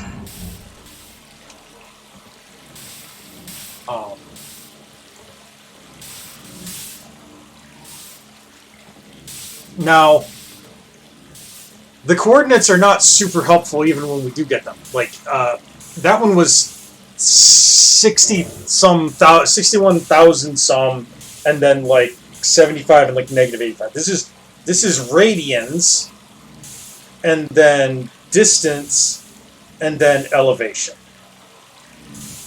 So we have to figure out basically where that location is. I'm going to take a wild guess because I know where a few of them are. I don't know which ones are which, but I know where a few of them are. And actually, I didn't mean to go to the Nexus.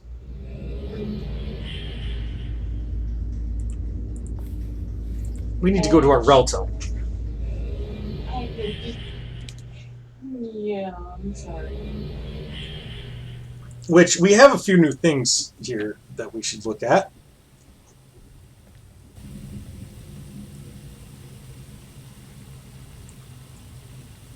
We have a sun and a moon in the sky.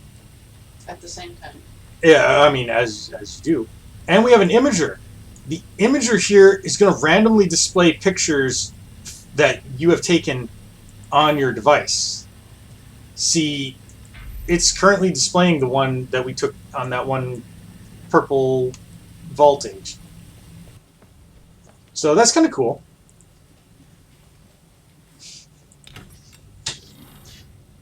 But there's a specific place we want to go. And that's this place. See, that's why I think it would have been fun if you could have done this, like, MMO style, just take pictures of, like, all of your friends and stuff. Because I'm pretty sure that was what that was intended for. Yes, I'm pretty sure. And it does look like I have guessed correctly because I'm getting a little red. There we are.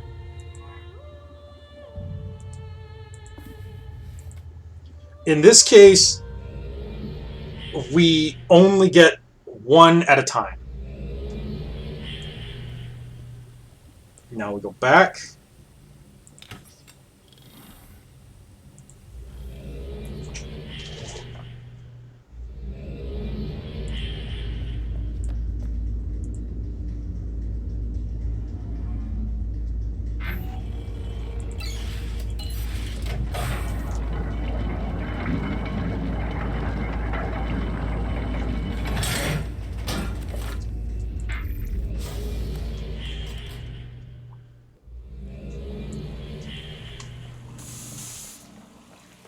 I'll trot our happy little butts over. I'm sure this computer dealie was like very impressive to the Dunny, but like, I mean, wouldn't you rather just have a Dell? Fucking laptop or something?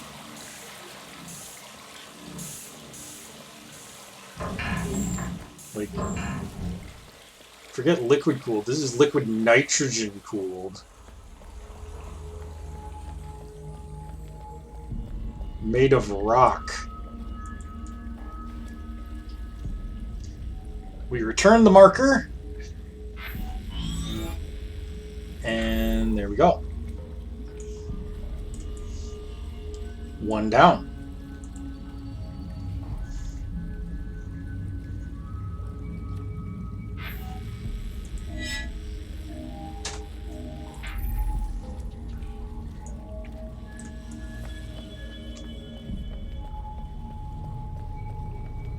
Now we should now see our distance. So that makes things a little bit easier. Spoiler alert, none of these calibration markers can be found by just walking around the city. You have to use warps that you found from those Barrow stones. I think in this case, it is this one?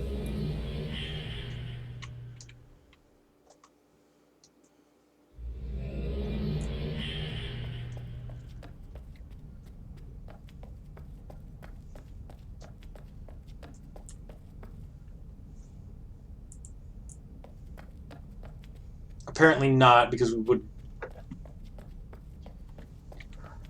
would see it on our thing if we were correct. But our distance is about correct. So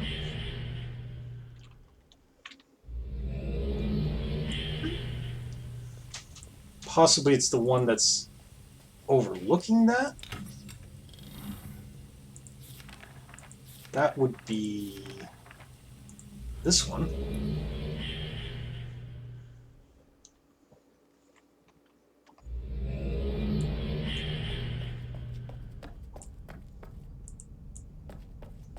Nope.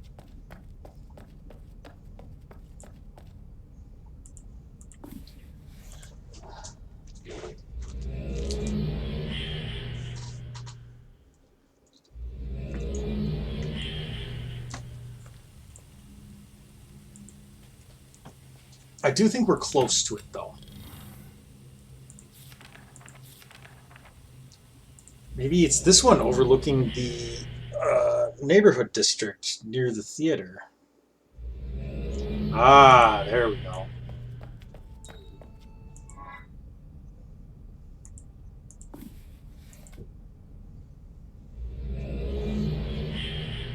Now, theoretically, you could figure out how the coordinate system works and use the direct numbers that they tell you to find these things. Good luck with that, because it requires reading like more than 2 digits of Dun'Ee. Remember, Dun'Ee's numbering system is base 25, so you know, just do that math in your head. And on top of that, you have to understand how that map works on the floor in here. And, again, good freaking luck. Like, none of that makes any sense to me.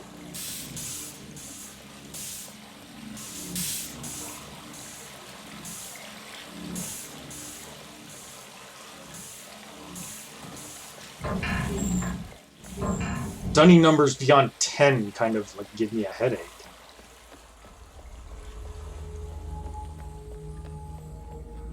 Ah, there we are. Return our marker.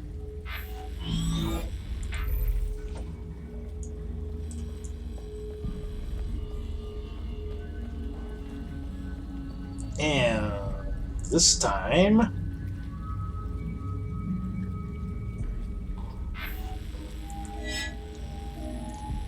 1001. This one is much farther away.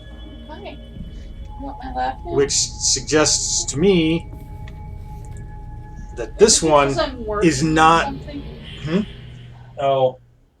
Yeah, Ash is getting Ash in the way is of being mine. adorable. Whoop. Because I'm working on something that is important, and he's just like, hi, I love you, pay attention to me. It suggests to me that because of that distance, it's got to be somewhere very far away. So not in the main island. And in fact, there we are. And you can see now, we can actually see the radian distance and the distance. This one will give us all 3 coordinates. And I know for a fact where the last one is.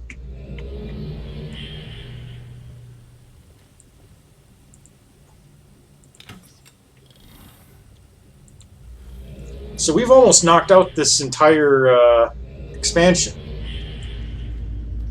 And while this expansion is kind of short and lean on, you know, content, I really like the city. And I think that that 2 Duni really makes the base game worthwhile.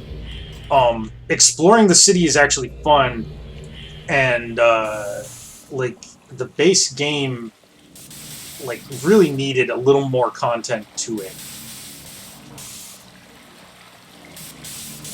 So I give this one a thumbs up, but the last expansion, Path of the Shell, which we will be starting soonish,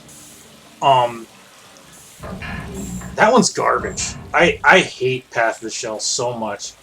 And it's because Path of the Shell, unlike 2 Duni, 2 Duni, they were just basically like, well, we have this content and we can't use it because the online portion is canceled, so we'll just give it to you. Path of the Shell, what they did is they took content that they were working on that wasn't finished. I'm 90% sure of this. Like I'm not 100%, but okay. In this case, we actually can just use the Nexus to get there.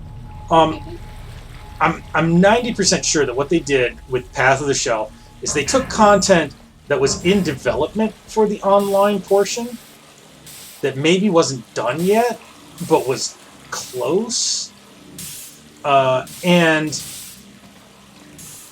they took that content and finished it up with changes to make it work for single player, and then they released it as a paid expansion for $20 for people who had already paid $50 for a game that essentially was only half completed when they bought it. Like, that feels like a bit of a ripoff. yeah,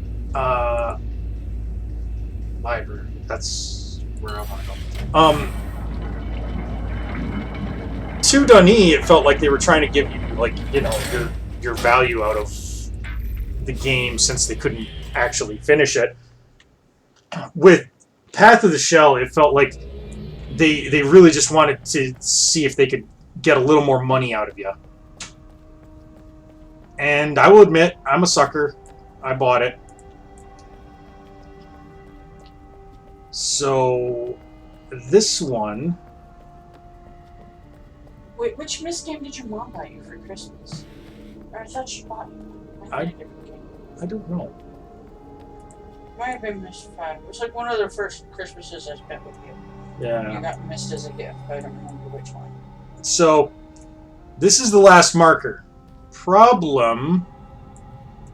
This is a cliff.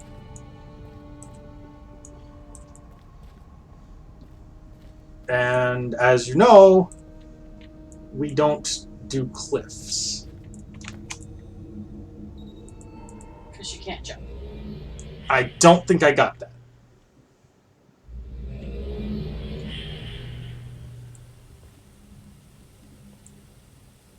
So, we're going to have to go back and try again. But you have to jump and grab it? Yes, you have to jump and grab it in midair. That's the only way to get this marker. Yeah. Well, I take that back. I've never seen it demonstrated, but I've heard that if you're very careful, you can edge out on the rock without falling and get it that way. Maybe on an older machine. I mean, hard to say. This game does have the infamous, like, our collision is based on your frame rate bug. that I've already spoken about at length in the previous video. Okay, let's try just... Nope. I might be... maybe I don't need to jump. Crap. Sorry about that, guys. Maybe I don't need to jump. Maybe I just need to, like, run off the edge without jumping.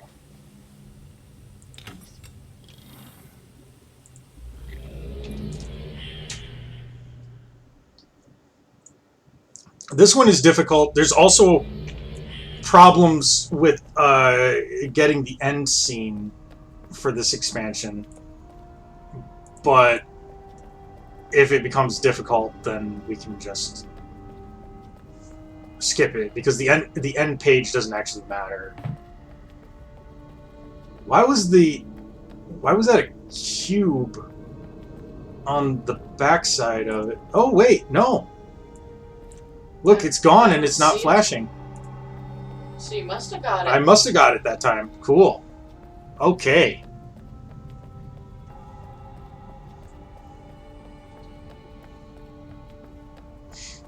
Let's run 1,000,000 miles back to this thing. I'd walk 1,000,000 miles for one of your smiles. You're amazing. I love you.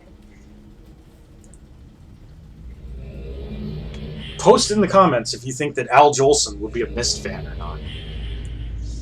They're gonna have to ask who that is.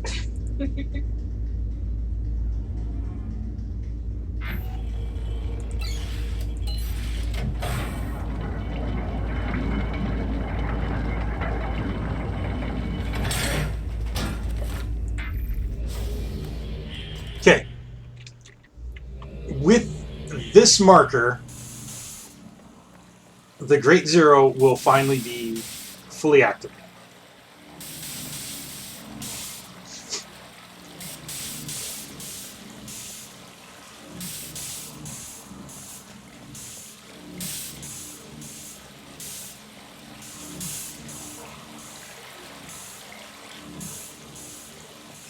Run through this door.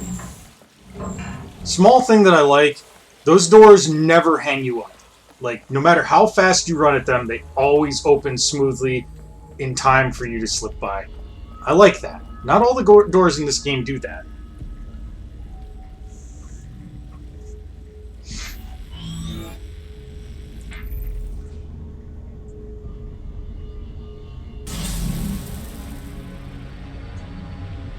Ah!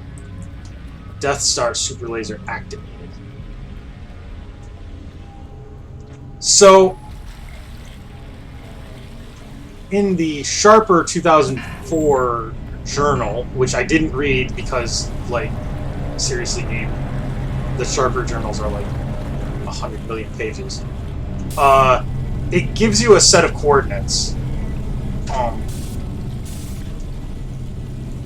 That is the clue for what you need to do next. Like I said, I didn't read it, but At one point in time, you must. I have. Like, I've read it, and I also know, having read it, I know where to go.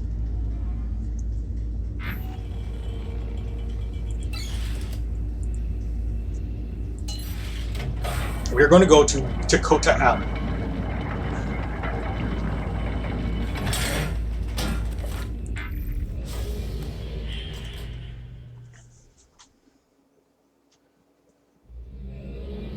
Okay. Now, we missed that appearing because of the timing. But you see that blue sweep that was going around the city, that blue laser sweep? If I go over here, I missed it. you'll maybe be able to see it again. I missed it. Still missed We just need to wait for that blue laser sweep to come back around. And there's a specific location, which happens to be behind me, where if you jump into it after it's been hit by the laser sweep of the Great Zero, it will actually create a warp. Or a link, as they say in Myst terms. We just have to be patient and wait for that laser to come around. Lord knows I'm good at being patient. No, you're not. But Come on! Laser me already. Laser me bananas.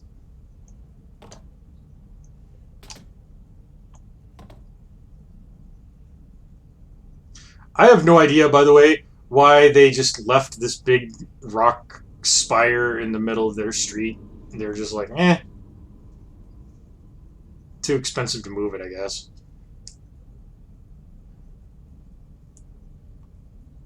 Anything?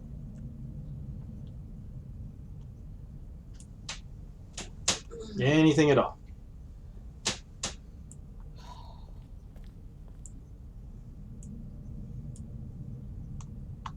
Laser sweep? Maybe? Oh, here it comes. There it is. Oh, sweet, I swear I'll... Yep. Oh, I Yeah, you missed it. it. Because I was showing that off. But people saw it. People think it's amazing. And people are laughing that you fell to your death. Probably.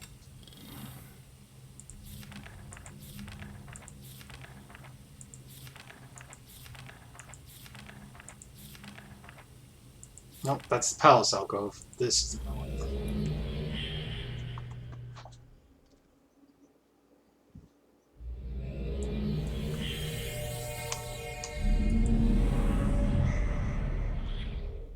There we go. Well,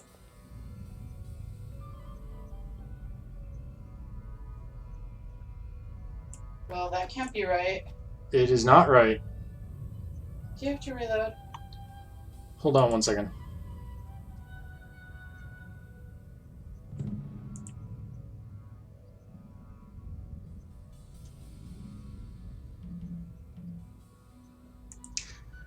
Yeah.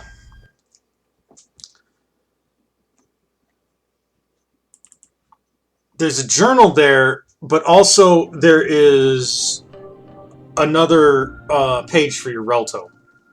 And I want to grab that page for the Relto, if nothing else. I don't give a shit about Ubisoft's logo looks like a top-down pile of poop. it. Does.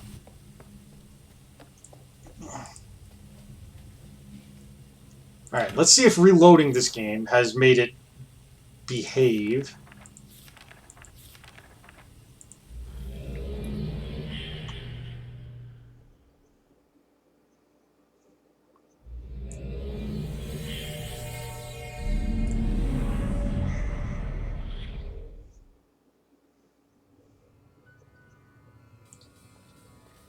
Excellent. Okay. There's that over here. Here's a journal, Dr. Watson. Blah, blah, blah, blah, blah, etc., etc., etc., etc., etc. He tells you what to do. Over here, there's the new page. This machine is not on.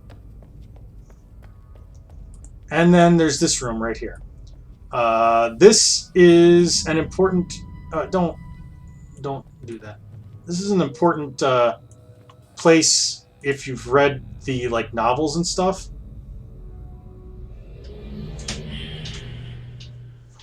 Oh, sorry, buddy. I had to move my foot. And there's our end title. That's how you get it, is you jump down that shaft.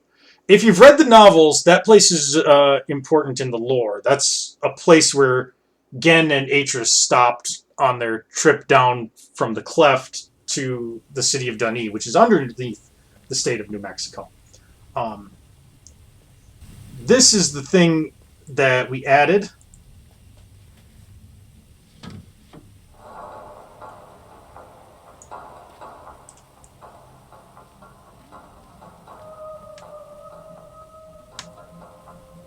just a little audio player.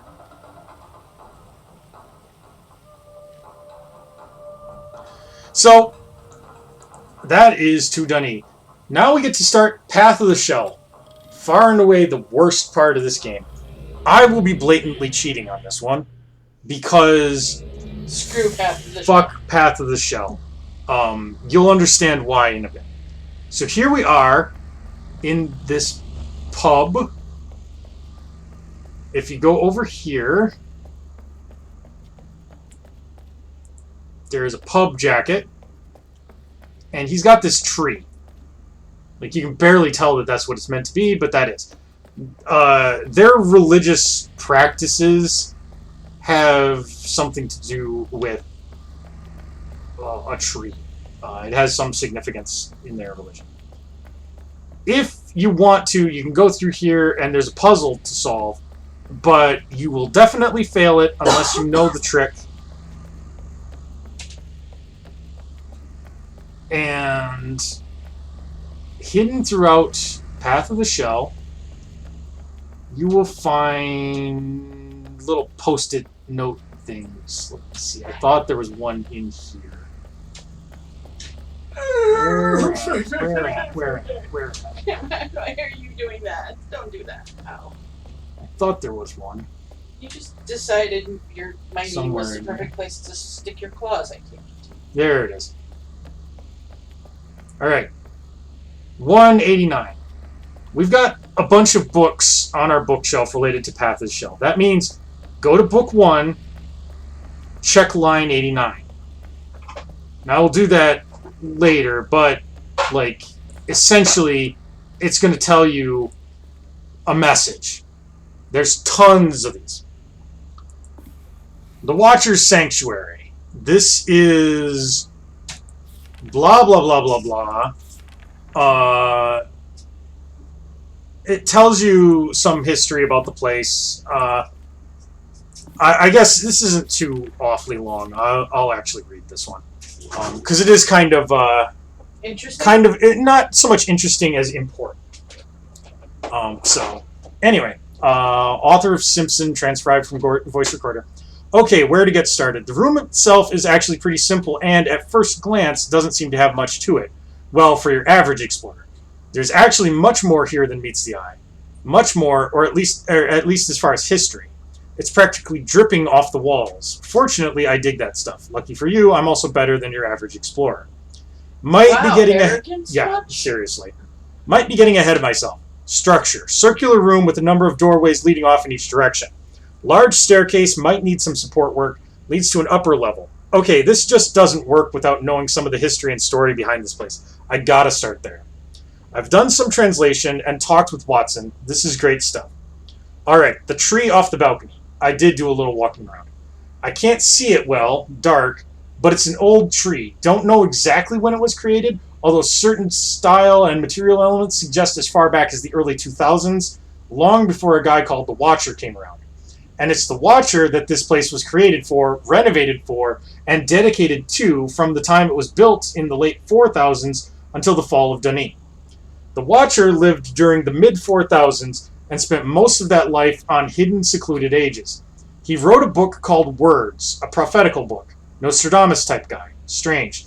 Though it doesn't seem his prophecies caught on real well at first, through a variety of events, you can ask somebody else if you want to know them all, the guy became more and more popular, then faded, then popular again. You know the deal. There was always a core group of followers, but the overall population wavered, I would imagine, depending on how accurate they viewed his visions. Over the course of time, a whole lot of copies of his books were printed. We found plenty of them. Words is the series of volumes of books on our shelf. As I mentioned, the tree, which I still don't know how to actually get to, was built long before the Watcher. No one at the DRC seems to know exactly what it was for. Best guesses are that the tree was built early on as a representation of the Duni that had come here, the new tree. They definitely had a thing for trees. So, the Watcher comes along and writes some prophecies. They end up becoming pretty popular, and they do deal quite a bit with the tree, as much of Duni prophecy does. And an unknown guy builds this building with the tree as its focus. Seems like the building was an upper-class lounge or sitting room, pub, something along those lines. The intellectuals come and discuss the philosophies and politics of the day, although there was some homage being paid to the Watcher and his thoughts and ideas. This sanctuary, or whatever you want to call it, stayed successful even while ownership changed. It seems it changed as frequently as the philosophies and religious views of the people. It wasn't until Kaddish came along, yes, our good friend Kaddish, that would be the guy who was found dead in the Purple Vault Age, that the thing really took off. Unfortunately, right before the fall. I've just realized I haven't moved in the past few minutes. I'm standing in a building giving an analysis of it without moving. Gotta love history.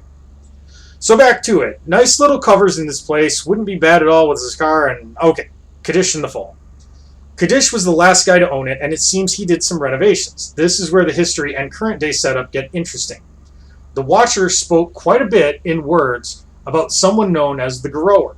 The Grower is prophesied to do a number of things. I mean, you know, and his lesser-known friend, the Shower. The Grower is prophesied to do a number of things, and it seems there were numerous interpretations of the Grower. Some saw this person as little more than a great lord or king, while others saw this person as a superhuman miracle worker, godlike, conquering time, space, and dimension, and everything else. The views on the Grower were as varied as you can imagine. What's important is that Kaddish viewed himself as the Grower, as the one the Watcher had prophesied about. As a result, he modified the pub to honor not only the prophet, but himself as well. He seemed to be intent on fulfilling as many of the prophecies as he could, so he built this puzzling path of the shell to the tree, brought the Urkana book here, Kaddish was the engineer behind its construction, brought the Anone book here, and claimed that it allowed him to travel through time, back to the Dunny homeworld as it was, as it is, and as it would be. Kaddish claimed he wrote the book. All of these things to fulfill the prophecies. Even the times of Dunny were significant because the Watcher claimed to see visions of the past, present, and future. As a result, he wrote what he saw, never knowing if it would occur in the future, had already occurred in the past, or was occurring as he wrote. And hey, welcome to the shit show, Mephrys. People flocked to the place. Not only was it the only way to travel through time, but Kaddish himself was the only one who could solve the spiral path of the shell and access the tree. In fact, he would demonstrate his ability to anyone who wanted to come and watch. Nightly challenges were held to see if anybody else could access the room. It seems no one ever did. Further confirmation of Kaddish as the Grower. Kaddish bragged that the Watcher clearly spoke of how to solve the room in his prophecies, and that anyone could find the solution there. Easy to say when you did build the thing, maybe I don't get something. Either way, good luck reading through all those and figuring out anything, let alone the solution to some kind of weird Dunny puzzle. So it seems that Kaddish ran the sanctuary up to the end. Obviously, at some point we know he died. We've all seen the remains of the poor guy. An odd end for a guy that seemed to have so much, had a book right there but didn't use it. But that's another story. Okay, history out of the way, and I guess I should finish with this spiral path room. I'm not a big puzzle guy, but the room seems very confusing. A switch closes the door and turns on the light, and some mechanism releases the ball back to its starting point. There are numbers scratched into the walls of the maze as well. Enough of that. I can see myself going mad in a crazy place like this. I can see myself going crazy in a place like this. Ah, the Dunny. Oddly, there is no physical access to from the city that surrounds the building. We know the building is in Jateri, a nice district, but there's definitely no way to get in from the outside and vice versa. Not sure if Kaddish sealed it up or if it always was, but I would bet the second idea. Makes it handy to limit access. If you don't have a book, you're not getting here. And that would explain why the books here were never destroyed or taken. That's it for now. I'll probably get back here again after checking Urkana and Anone. So, I'll show you the Path of the Shell puzzle.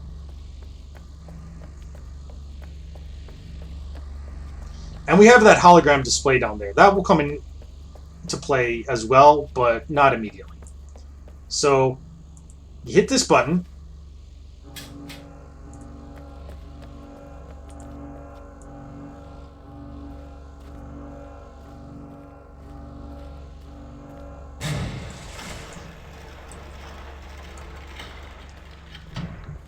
In we go.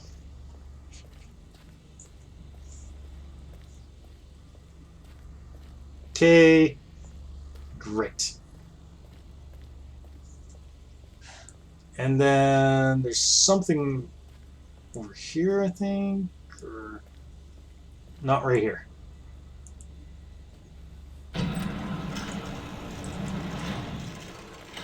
So that closes the door and starts the game. And the idea is you have to try and get through this spiraling path.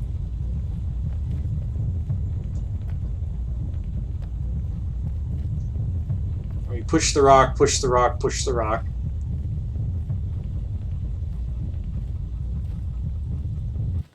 But once you get here, it just doesn't want to go any further.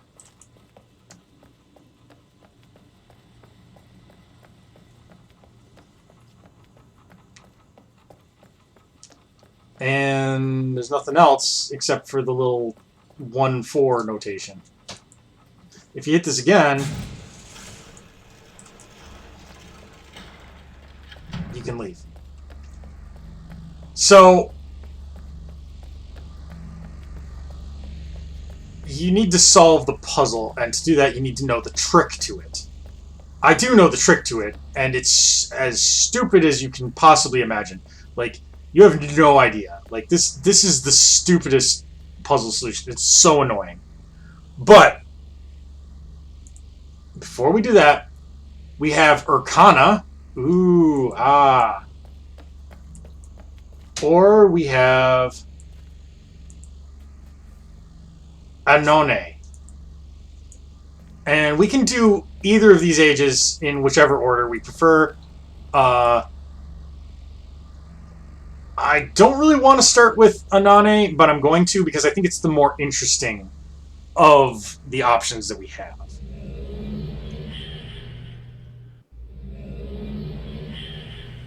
So here we are in Anane.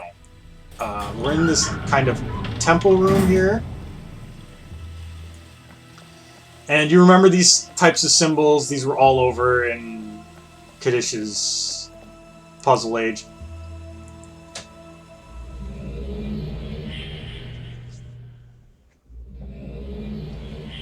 And here we are. This is supposedly the Dunny homeworld in the distant past when it was habitable. And this is kind of pretty, so I'm going to...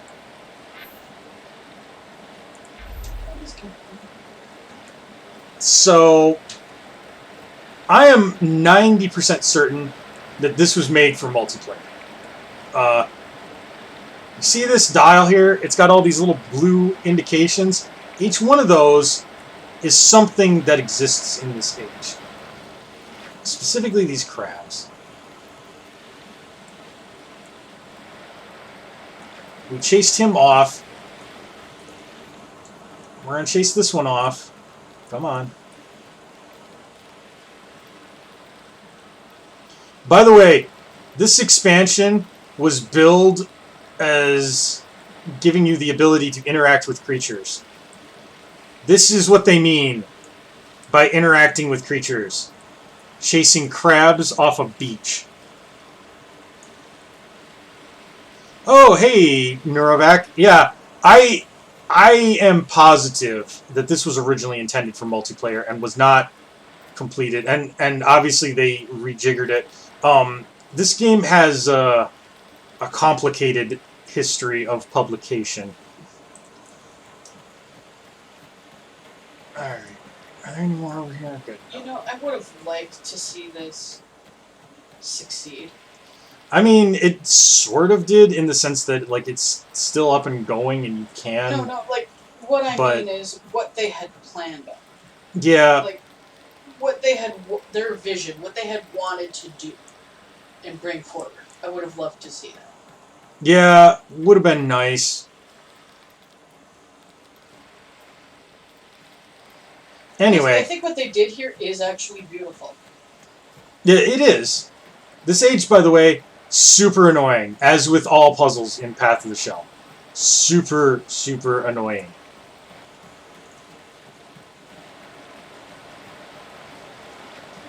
I get frustrated so much with Path of the Shell. So this blue dot right here is us. So as you can see, we're getting there, but there's still a whole bunch of crabs on this beach. We have to scare all of them off. If you don't, the gimmick to this world won't work. And you'll see what I mean by gimmick to this world in a bit. Shoo, crab. Get out of here. Get off of the beach. Yeah, go swimming. Yeah. That's where you belong. Jump in the water and despawn like you should. I am fairly certain that they intended you to do this with people. And not to be a lone To- mother crabber. Yeah. Goddamn mother crabber. What was that movie that was in? Oh, I It's forget the name. It was some Filipino, like, Beyond Atlantis. Yeah, that's the name. Yeah. Okay, great. I'm glad you chose this direction to run, Crab, even though you could have just run the other way. This was a good use of both of our time. Yeah. You go that way. Thank you. Now, unfortunately, this isn't enough. We actually need to get out Hi, buddy. onto Oh, that come little here. Yeah, I know you love me. lighthouse structure, because there's crabs over there My too. leg was falling asleep. I'm sorry. I needed Here to we go. like, Ah. Now, one thing that you will notice very quickly in this age, like, I mean, you guys probably won't notice it, but, like, trust me, you notice it when you're playing, is that this age has a ridiculously strong current going in it. So that's why we had to start so far away, and even then we could only just barely make it to this place. Get there. See, because crabs. Don't you love crabs? There's obviously a door structure there, but you can't get into it. And there's a block thing. Alright, I think I got rid of him. This block thing here, that's part of a puzzle. You should be taking pictures of it, but I'm not going to, because I'm just going to cheat it, because fuck Path of the Shell, for reasons that will become obvious when we get there. Thank you, Neurovac. I have done this a couple of times, and yeah, the swimming is awful in this. It's like, I mean, not that it's different from your regular controls or anything, but the current is so strong. It sucks you into the island and then over the falls here. Like, that's where it wants to take you. And it's really hard to get any significant distance away from the beach. Like, you can see that I'm like slowing down even right there. So, oh boy, more crabs. More crabs. Get lost. Shoo. Interacting with creatures, a feature that is so worthy of mention that they had to point it out on the box. You chase crabs. I'm still salty about that. Honestly, that was like borderline, like Insulting? fraudulent advertising. That's just insulting. It was. That's not pretty interacting. cruel. That is like kicking a rock. Yeah, that's what I mean. Like, it's- Interacting would be, finding a big pot and throwing them all in to have like a little big, and crab cake. like, in case you're wondering, I paid $20 for Path of the Shell when it came out, and then I paid like another $20 for Complete Collection on Steam because I couldn't find my like older copy to like activate everything from. So, are Well, you not like kidding it matters. We would have to use it from the disk, and our computer doesn't have one. me? Right. But I could have activated the CD keys on Steam. Is what I mean. So yeah, you know, Didn't we lose like all of our PC games? we lost a fair amount in the flood. Yeah. Come on, Krabby. Are you feeling it now, Mr. Krabs?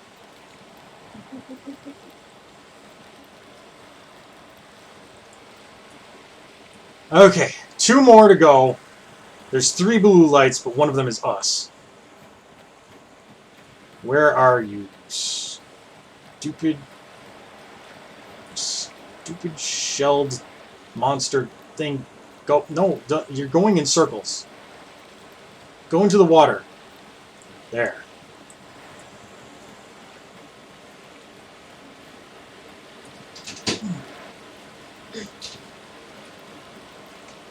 Paris, you're the worst Pokemon. Not really. I actually like Paris a lot. But don't tell the crabs that. Never live it down. So, okay. There we go. Here's the gimmick of this stage. We're going to hit this book again.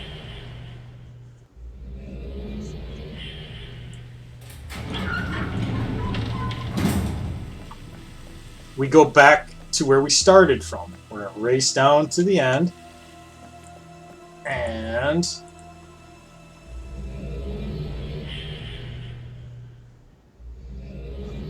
look at that, time travel. Now we are in the Dunny homeworld on the present day, when it's all bleak and desolate and ugly. And, yeah, total tourist. This time, all of the blue dots represent these things, which we're going to smash because this is how man explores his territory.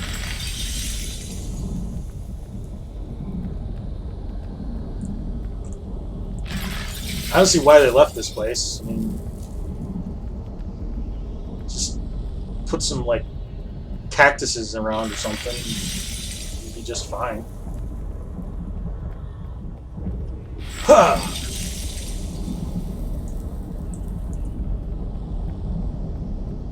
And huzzah!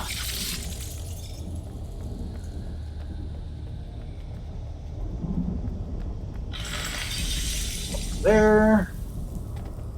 And there's another one up here. Ugh.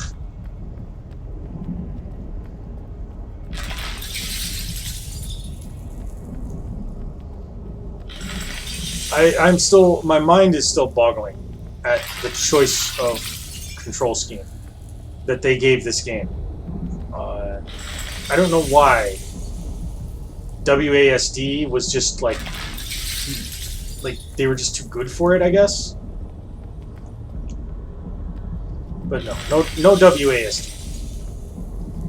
That makes too much sense. Okay, but you see, we missed one. There's no water on this age, so we can't swim out to that thing. But if we do a little jog,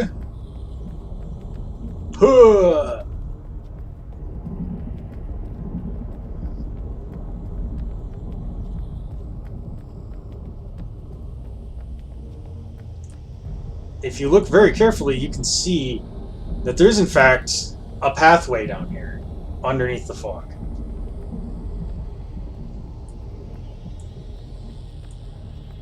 And hey, look at that.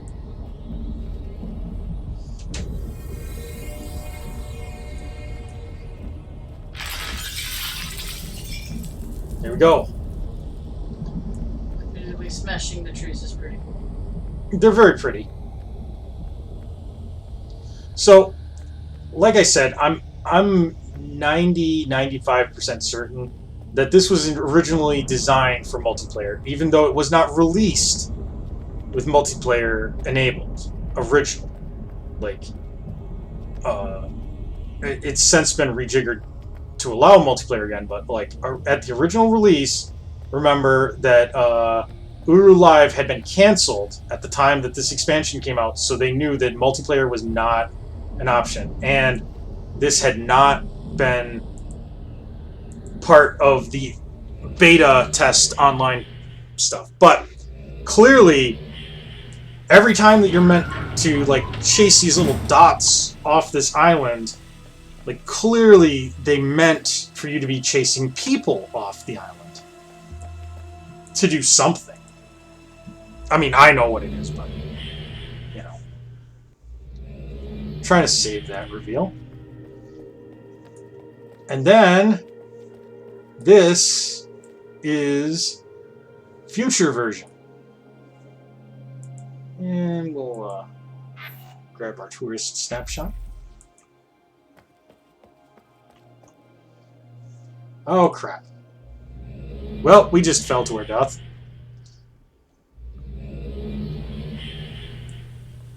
That's actually okay.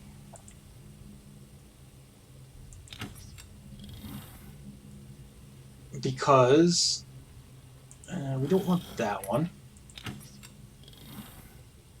We want this one.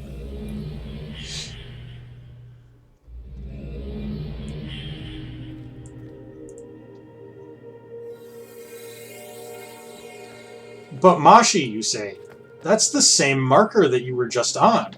Like, how is that going to change things? Oh, ye of little faith. So, in order to actually beat the stage, though, we're gonna have to jump to our death.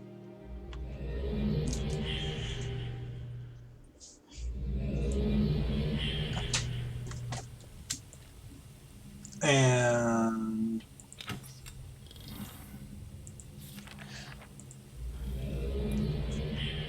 warp in the correct way. This time we don't have to chase any little crabs or anything off the island. Ho!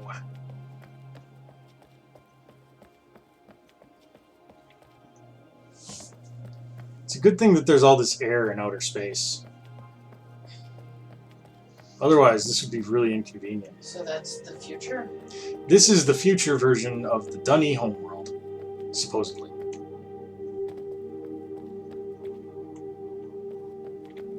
That's what it said in, what's-his-face's journal, anyway. Simpson, I think it was. Homer wrote that? Yes. Good job, Homer. Way to beat them kids. And now...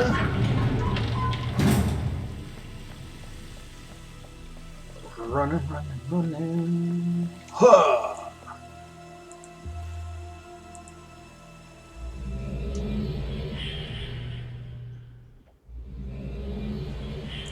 And look at this, we're back on the beach. So now the crabs stay gone, so this age is going to cycle like this. But what if we went home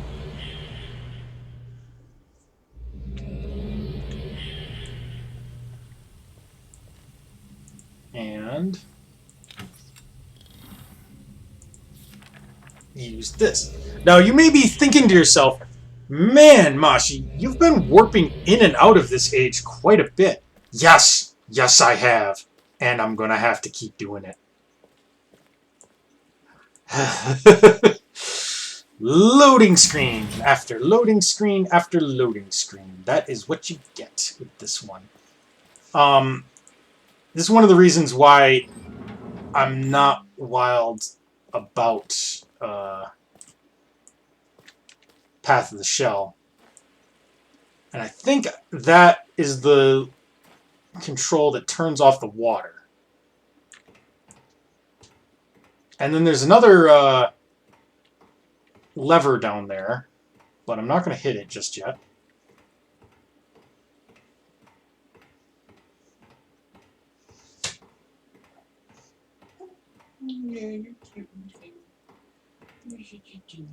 So this allows you to see through a really small window.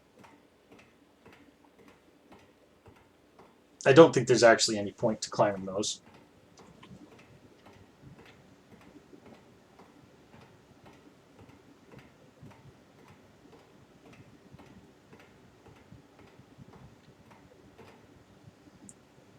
No, no, no. Get off. Down. Bad. So let's dive in the water and see. Yep. Now there's no current. We can swim wherever we want. And are you guys ready for the big reveal?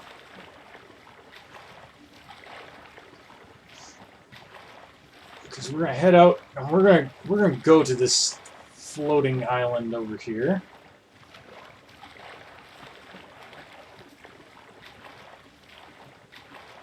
And you may be thinking to yourself, that looks a little funny. Doesn't it, though? Because it's not an actual island. It is a mural. They just fucking painted it on. To keep you away from this. It looks like it's an actual world, but this is actually just a round tank of water, essentially. There's a current, normally, in here that prevents you from swimming out to this shit, but you found it. I turned off the current. Now I can get in here.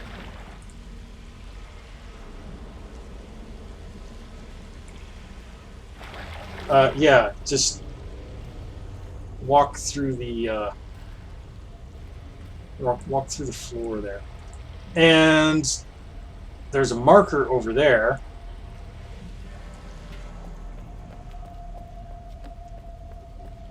That will allow us to warp back here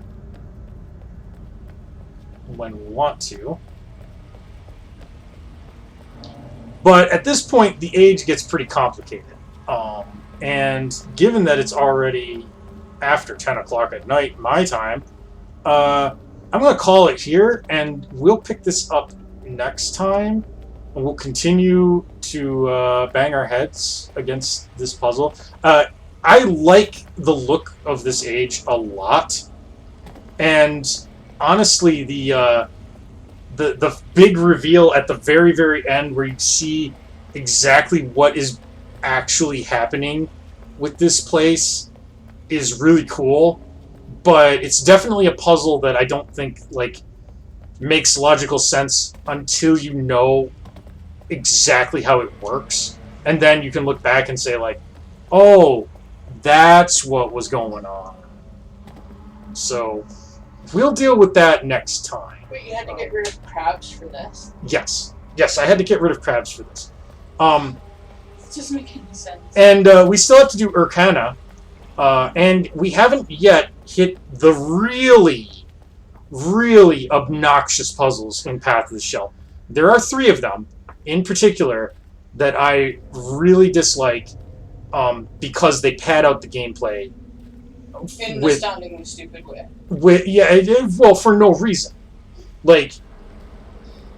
There's 3 instances where it's just you have to do some really time-consuming stuff for no reason to advance the plot.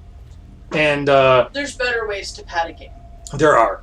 But all of that we'll deal with next time. I don't know when the next Uru stream will be. I will be picking Pokemon Ultraviolet back up. I skipped tonight's Ultraviolet, but we will be getting back to that. I've got tons more Pokemon that I need to catch now that we're ready to take on the Fuchsia Gym.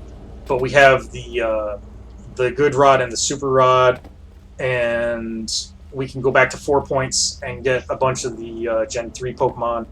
So, yeah, lots of stuff. Oh, and the Safari Zone. I forgot about that. Not looking forward to the Safari Zone. I'm really bad at catching Safari Zone stuff.